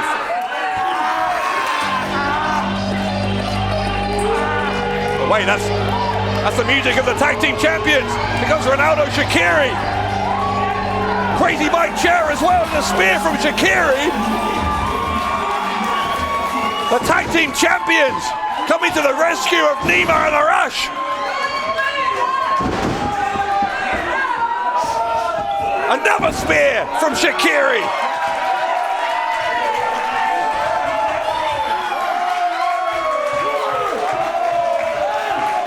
Klinger and Aslan are fleeing the scene of the crime. Also sehr gut, dass die Jungs hier sich ein Herz gefasst haben und eingegriffen haben. Dankeschön an Team Crazy Sexy, Crazy Mike Chair und Sexy Ronaldo Shaqiri. Yeah, well, thank goodness for Shaqiri and Chair. That was looking like a very dangerous situation for Nima and for Arash. Blutsbruder and Aslan have been run off here by the tag team champions. And Team Crazy Sexy showing that they are not going to stand for the bully boy tactics of Blutsbruder and of Tarkan Aslan. Nonetheless though, it is Aslan and Klinger who picked up the win in this tag team match at Global Warning. Das nächste Match ist angesetzt auf einen Fall. Und es ist ein ganz besonderes Match, denn es geht um den German Wrestling Federation Women's Championship. Auf dem Weg zum Ring.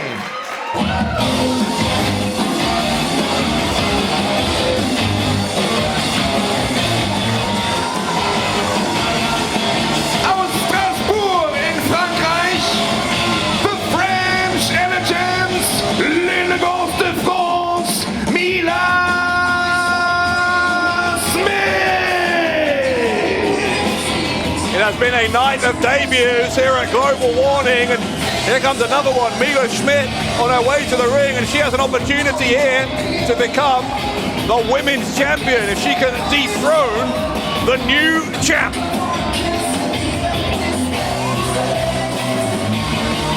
The French Elegance, l'élégance de France, Mila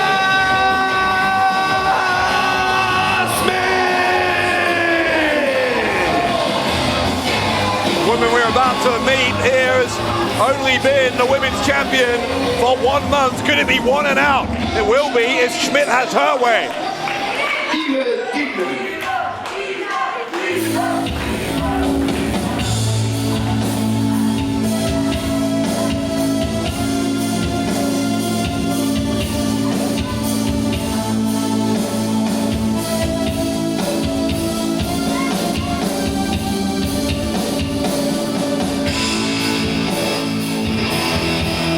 Aus Salzburg in Österreich, the Candlestick Pitbull, German Wrestling Federation Women's Champion, Jessy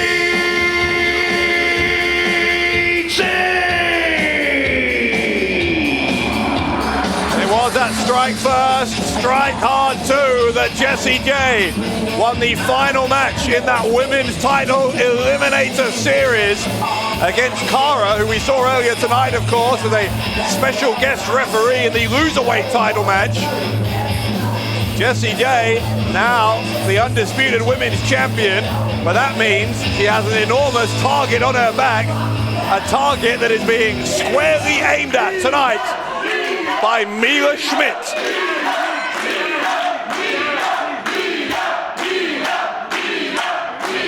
Und das ist der Titel, um den es geht, der German Wrestling Federation Women's Championship von Jessy J. There we go, referee showing all four sides of this arena. That women's championship belt, here we go, bell rings. Will it be Jessy J or Mila Smidt who walk out of Global Warning with that women's championship?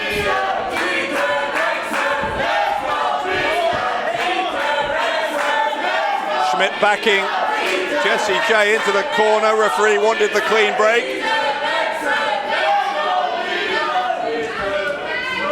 Jessy J, known as the kendo stick pitbull. There is a real pitbull-like quality to her approach in the ring. She is relentless. Will not give up. She's tenacious in her aggression towards her opponents. And as we saw there, it's much harder to get the break from Jessy J than it was from Smidt.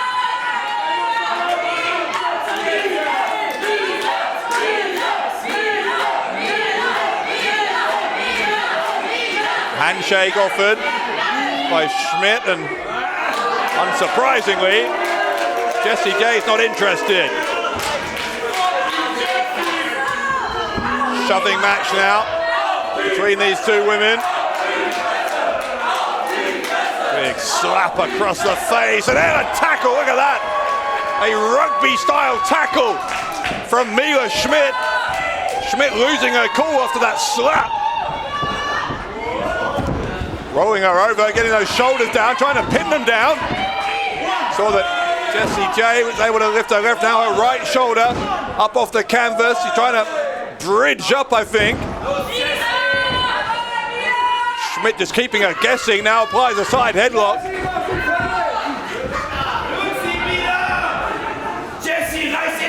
Jessy J trying to escape from that position, rolls her arm round and gonna try and take Smidt down. That gets her into a wrist lock of her own.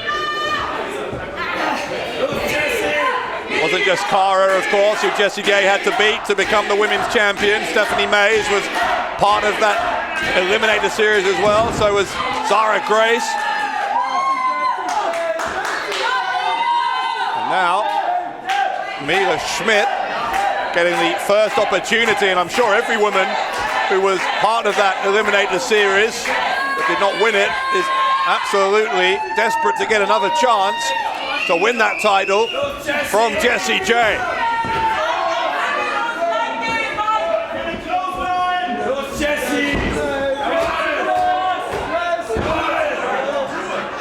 Smidt now going to get sent to the ropes. Oh no, she's not, as a counter of the Irish whip. Shoulder block. Neither woman knocked off her feet. And again, the attitude, the aggression of Jessy J right in the face there of Mila Smidt.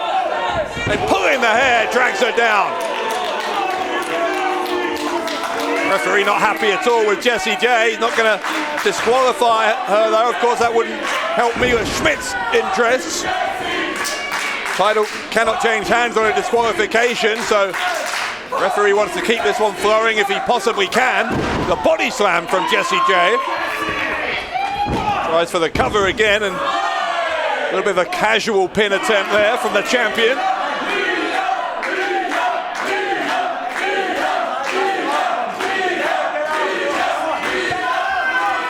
Jessy J, not a popular champion by any means, and this kind of rule breaking, I think, is probably the reason why the people cheering for Smidt.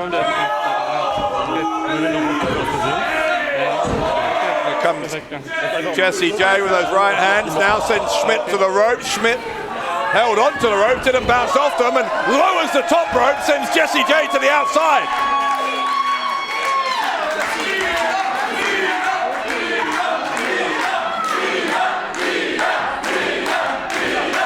A raucous crowd cheering on the challenger. Smidt went for the kick, couldn't get it, gets her leg swept away from under her and planted on her front onto that ring apron. Then down to that hard arena floor. Again, much like the title can't change hands via disqualification, it can't change hands via count out either. So we know that, oh, goodness me. Smidt in particular needs to get this back in the ring, but Jessy J resetting the count by rolling into the ring and then back outside. Big right hand there from Smidt.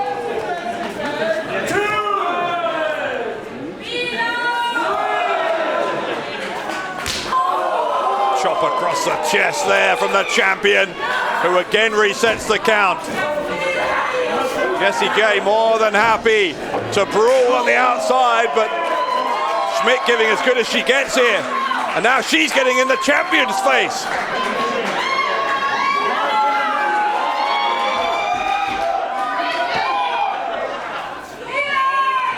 Jessy J plants the challenger face first. Now she is going to send her back into the ring.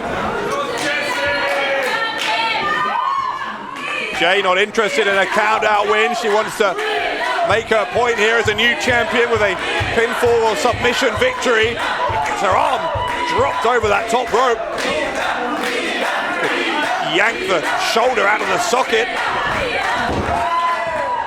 There's an arm drag takedown as well. And suddenly, Smidt back on offense, belly-to-belly suplex, hooks the left leg.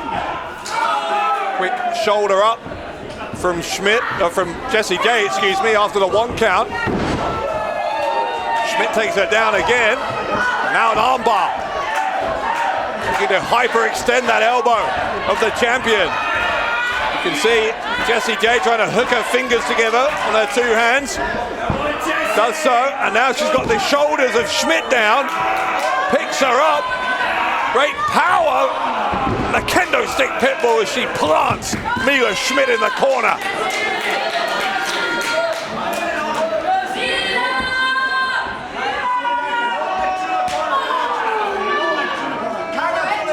Jessy J with the chops.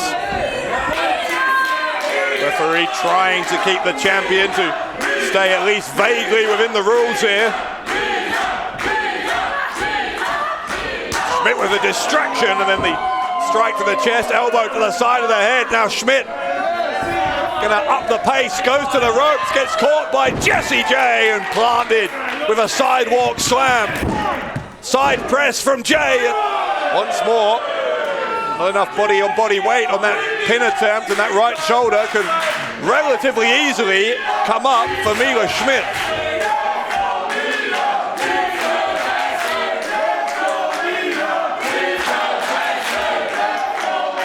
Jay with a smile on her face, trying to dump Mila Smidt on her head, couldn't get it done. Smidt able to fight back, sent Jessy J, the champion, down to the canvas, that sends her down there again with another suplex. Mila Smidt again with the suplex. Twisting suplexes from the waist-lock position, devastating, and Jessy J has had some of the energy knocked out of her by that succession of suplexes.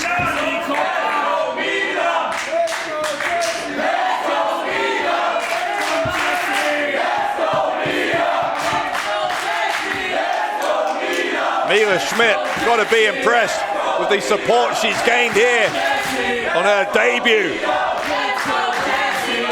Now maybe looking for a gory special. I couldn't get it. In fact, there's a sunset flip and a poke to the eye.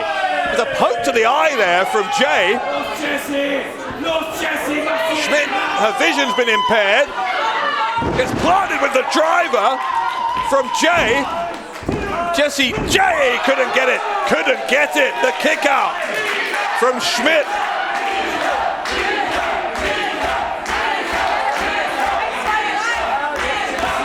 Jessy J took a shortcut to get there. A little bit ironic that she's arguing with the referee, claiming that the referee can't see after she just poked her opponent in the eye.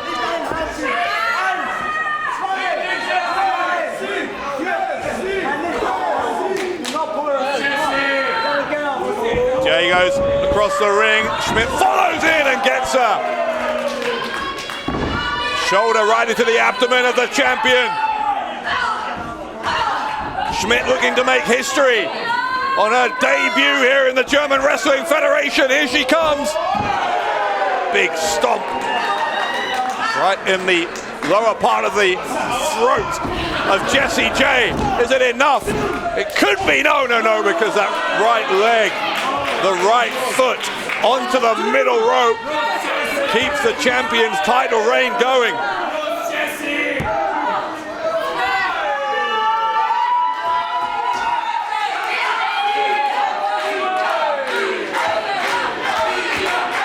Smidt, though, still believes that she has the upper hand here. She might be right.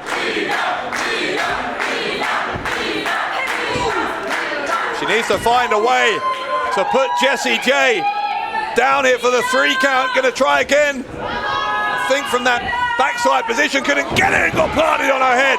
Absolutely dumped on top of her head by Jessy J, who is still the women's champ. Hier ist die Siegerin und damit weiterhin German Wrestling Federation Women's Champion, the Candlestick Pitbull, Jessy J. Well, Jay was in a war here. No doubt whatsoever about that. The Candlestick Pitbull reclaims her championship belt, but Mila Smidt came very, very close German indeed. Wrestling Federation Women's Champion, the Candlestick Pitbull, Jessy J.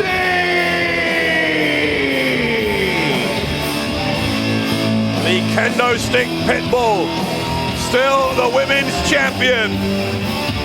Who can defeat Jessy J in this increasingly competitive women's division in GWF?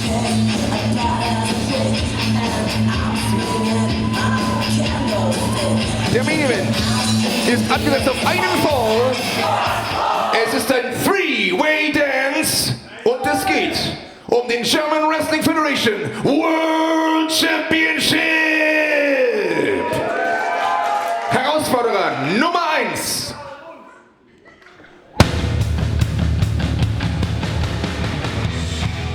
For over a year and a half, between 2002 and 2003, this man, the Obermacher, Mikhail Kovac, was at the very, very top of the German Wrestling Federation as its world champion. Tonight, 2 decades later, at Global Warning 2022, he has the chance to do it all again. Can Kovac make it again to the summit of his profession and win the GWF World Championship?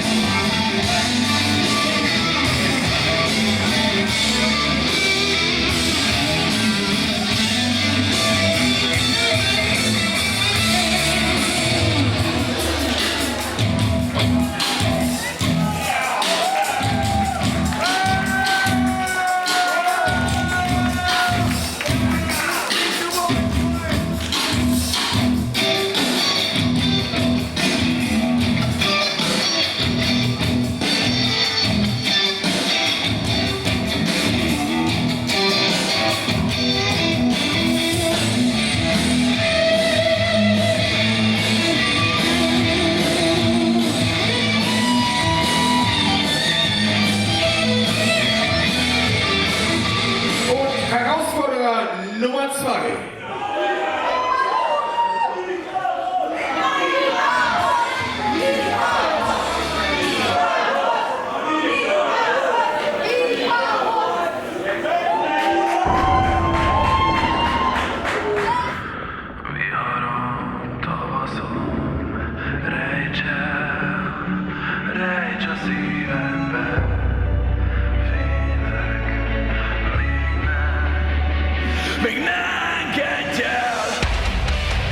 '19 was the last time we saw Icarus here in the German Wrestling Federation, and in the past this man has come pretty close to becoming the world champion. He won the Battlefield match once and looked like he might go all the way to the title, but didn't do it. He has, of course, been a tag team champion, one half of the Arrows of Hungary, one of Europe's most dangerous tag teams, but a chance now as a singles competitor to win the heavyweight championship of the world. Big night ahead for Icarus.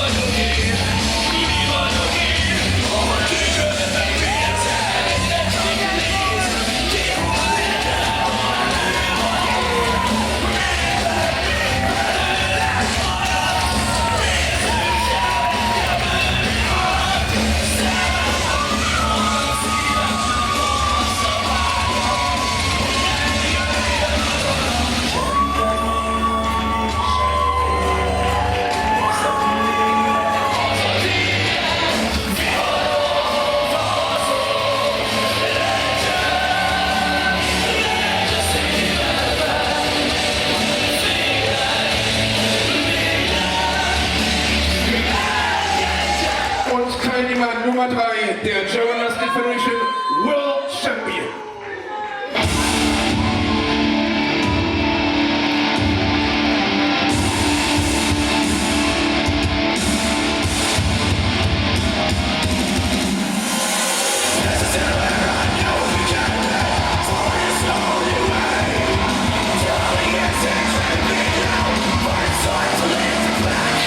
The Axeman cometh! Axel Tischer, back in Berlin, back in Kreuzberg to defend the World Championship that he won back at Legacy 25 in November. Tischer ended the longest world title reign in history, that of John Bad Bones Klinger. Can he set his own record? How long can Axel Tischer hold on to that World Championship?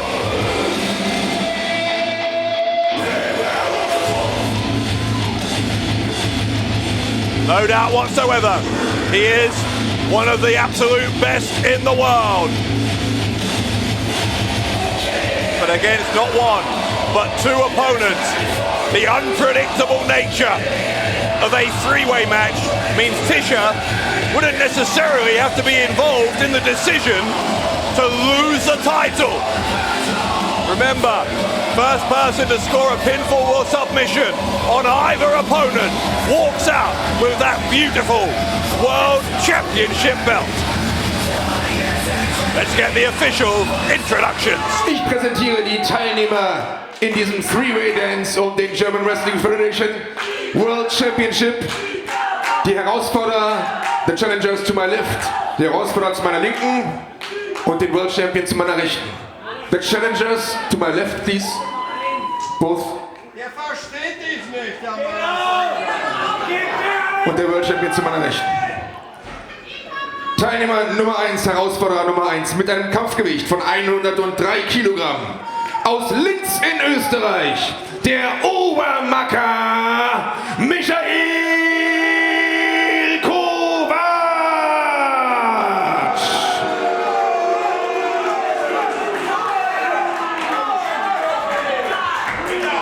Ebenfalls zu meiner linken Herausforderer Nummer 2 mit einem Kampfgewicht von 85 Kilogramm.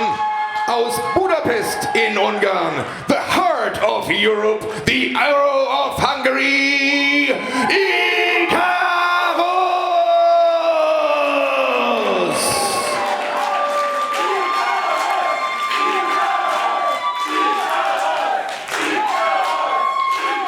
Und zu meiner Rechten mit einem Kampfgewicht von 90 Kilogramm aus Dresden, der amtierende German Wrestling Federation World Champion, Axel, the X-Man Tischer!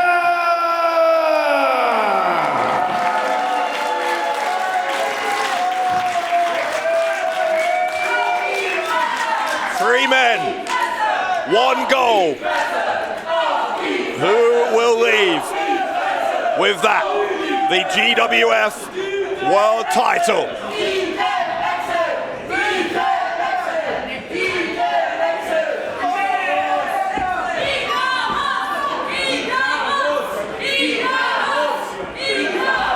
As you can hear, a lot of support for Icarus, plenty of support for the world champion as well, Axel Tischer, as the bell sounds. Tischer offering a handshake to Kovac, who wants no part of it. Kovac, the wily veteran.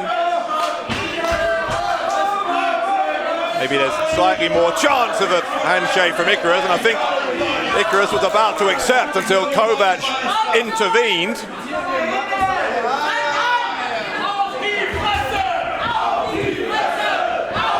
Again, remember, first pinfall submission for any of these three men wins the contest. Tischer with the side headlock on Icarus. Kovac with a shoulder block.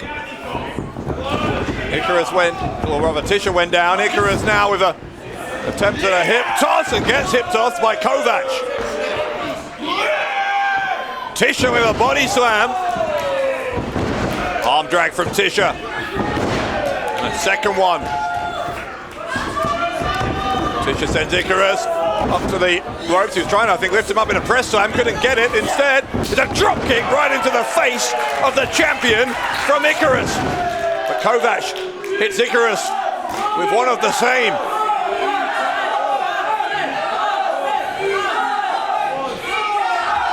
Kovac very cunning.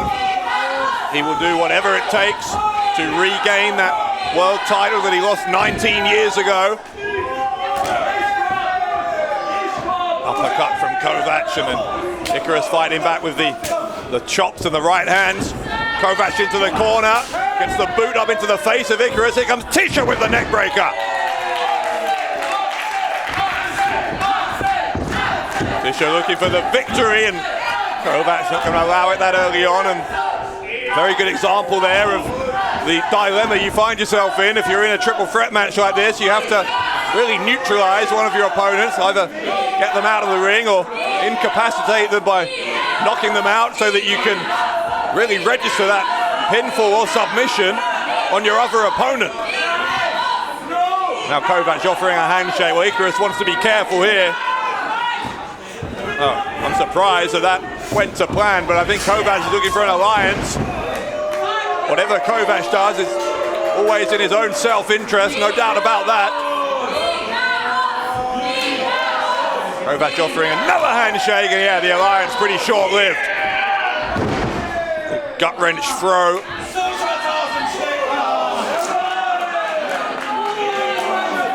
Kovac wanting to keep this match at a pace that suits him, a methodical pace. Going to try and tie up Icarus here. Well, Icarus himself a submission specialist, but you can appreciate when he's in a tricky situation, and Kovac has got him in one here. He's got Tischer in one as well. Tischer is caught under that left arm of Mikhail Kovac, and Tischer trying to snap the fingers, maybe bend them backwards. That's what he does to escape. Smart from Tischer. Kovac grabs the nose. Meanwhile, Icarus was still tied up by the legs there that whole time. Kovac with a body slam on Tischer. Kovac are going to pick up Icarus. Got him up in a crucifix position. What's he trying to do? Oh, he dumps Icarus on top of Tischer, but that might be a mistake because Icarus is in a pinning position and Kovac realizes the error just in the nick of time and breaks it up.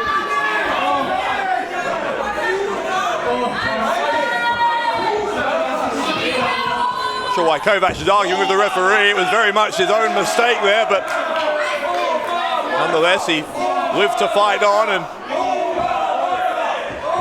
Icarus, the victim of a short arm clothesline. Kovac rolls through and hits another one. Kovac planting Icarus hard, lands on top, hooks the leg. Tischer ensures that his world title does not go the way of Kovac, at least for now. Another short arm clothesline from Kovac. Tried for another one as well. There's the ripcord from Tischer into an enziguri. Icarus with a disaster kick, rattling the skull of the champion.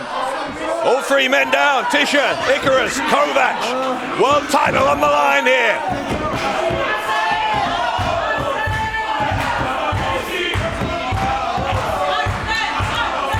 Who is going to be the first to their feet? Tischer is definitely on the move. Referee has a count on, by the way. If none of these three men answer the 10 count, the match will be over, but looks like all three are now getting back to their feet. Yes, they are. Tischer was up first, but Icarus got the first strike in. All three men nailing each other with these uppercuts and kicks. Big elbow smash there from Icarus. Uppercut from Tischer, one from Kovac to Tischer. Kovac now going to knock their heads together, maybe, no. A double headbutt instead on Kovac.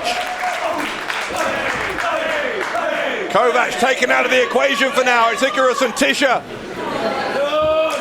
They've hit each other so hard, so many times. Both men already in danger of collapsing down to the canvas. Two consummate professionals, two of the most intense human beings that you'll ever meet. They're joined by one of the arms as they're using their other arms as weapons. It's Icarus who's getting the upper hand. Here comes Icarus, the arrow of Hungary, looking to win his first world title.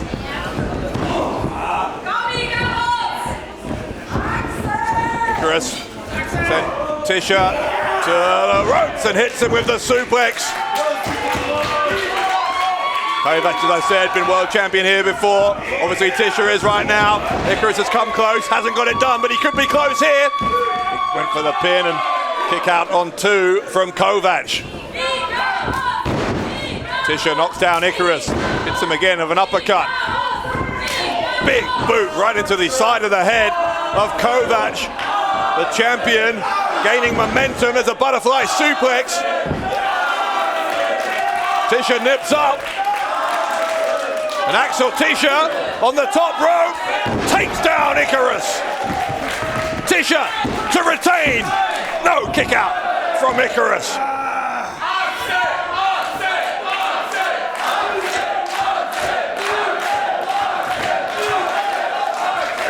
Tischer now, picking up Icarus. Kovac still down, exhausted in the opposite corner.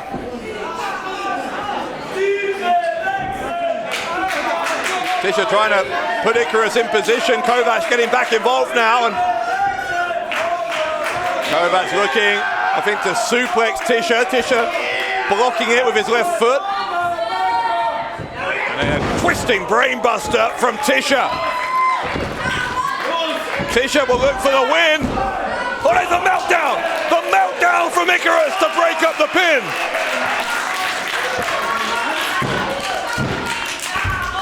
Could that be a difference maker for Icarus?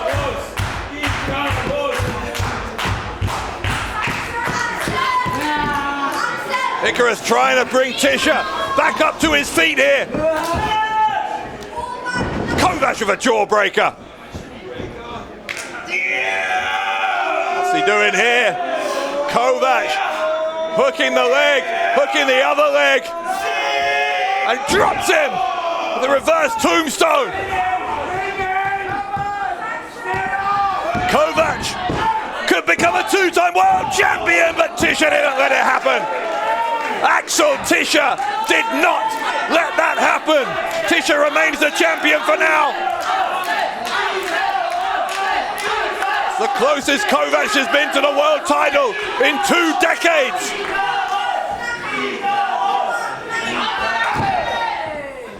Here comes Tischer.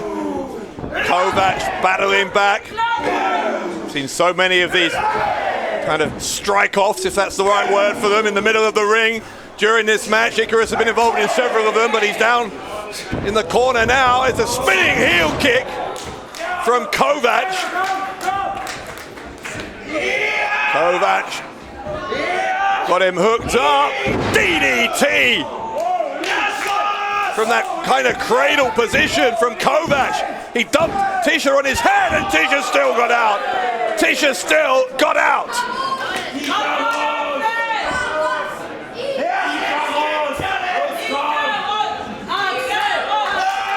Kovac screaming in frustration.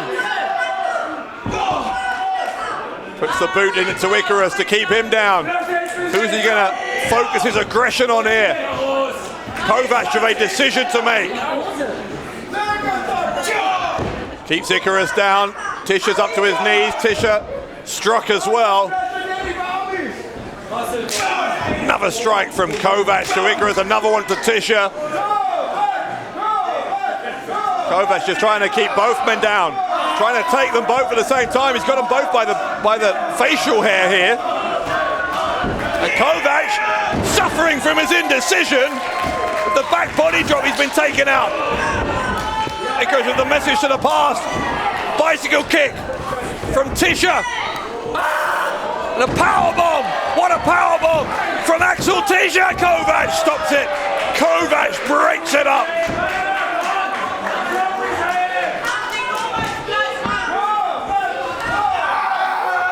Tischer's got him up. The Death Valley driver. Tischer to retain, and he does, and he does, and he does. Hier ist der Sieger und damit weiterhin German Wrestling Federation World Champion Axel, the X-Man Tischer.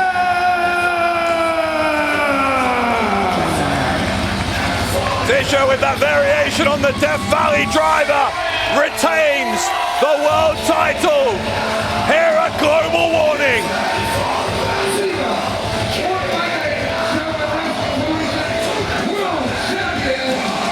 The X-Men Axel Tischer. Axel Tischer holding that championship aloft. Tischer, the championship still firmly in his possession after a three-way war against Icarus and Mikhail Kovac.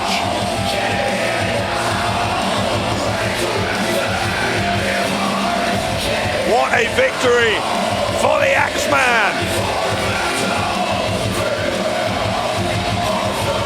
Kovac couldn't beat him, Icarus couldn't get it done tonight. We know that Mario Salani couldn't get it done last month.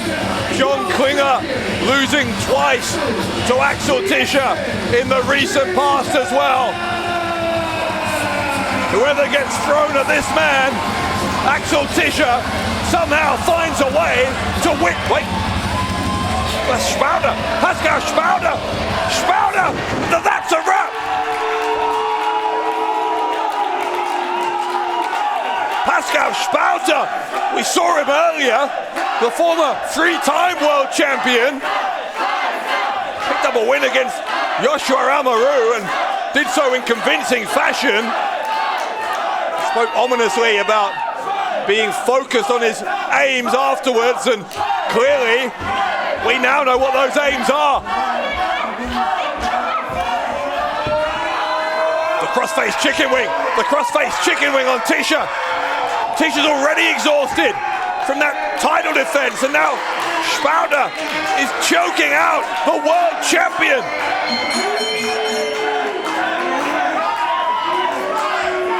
Tischer's out. Axel Tischer has been rendered unconscious by Pascal Spalter.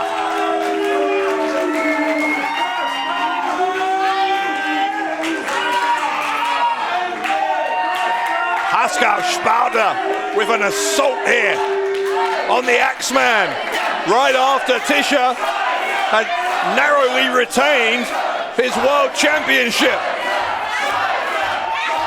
Speaking of the world championship, look at this now. Spalter looking into the gold, and in its reflection, maybe seeing himself as a four-time champion.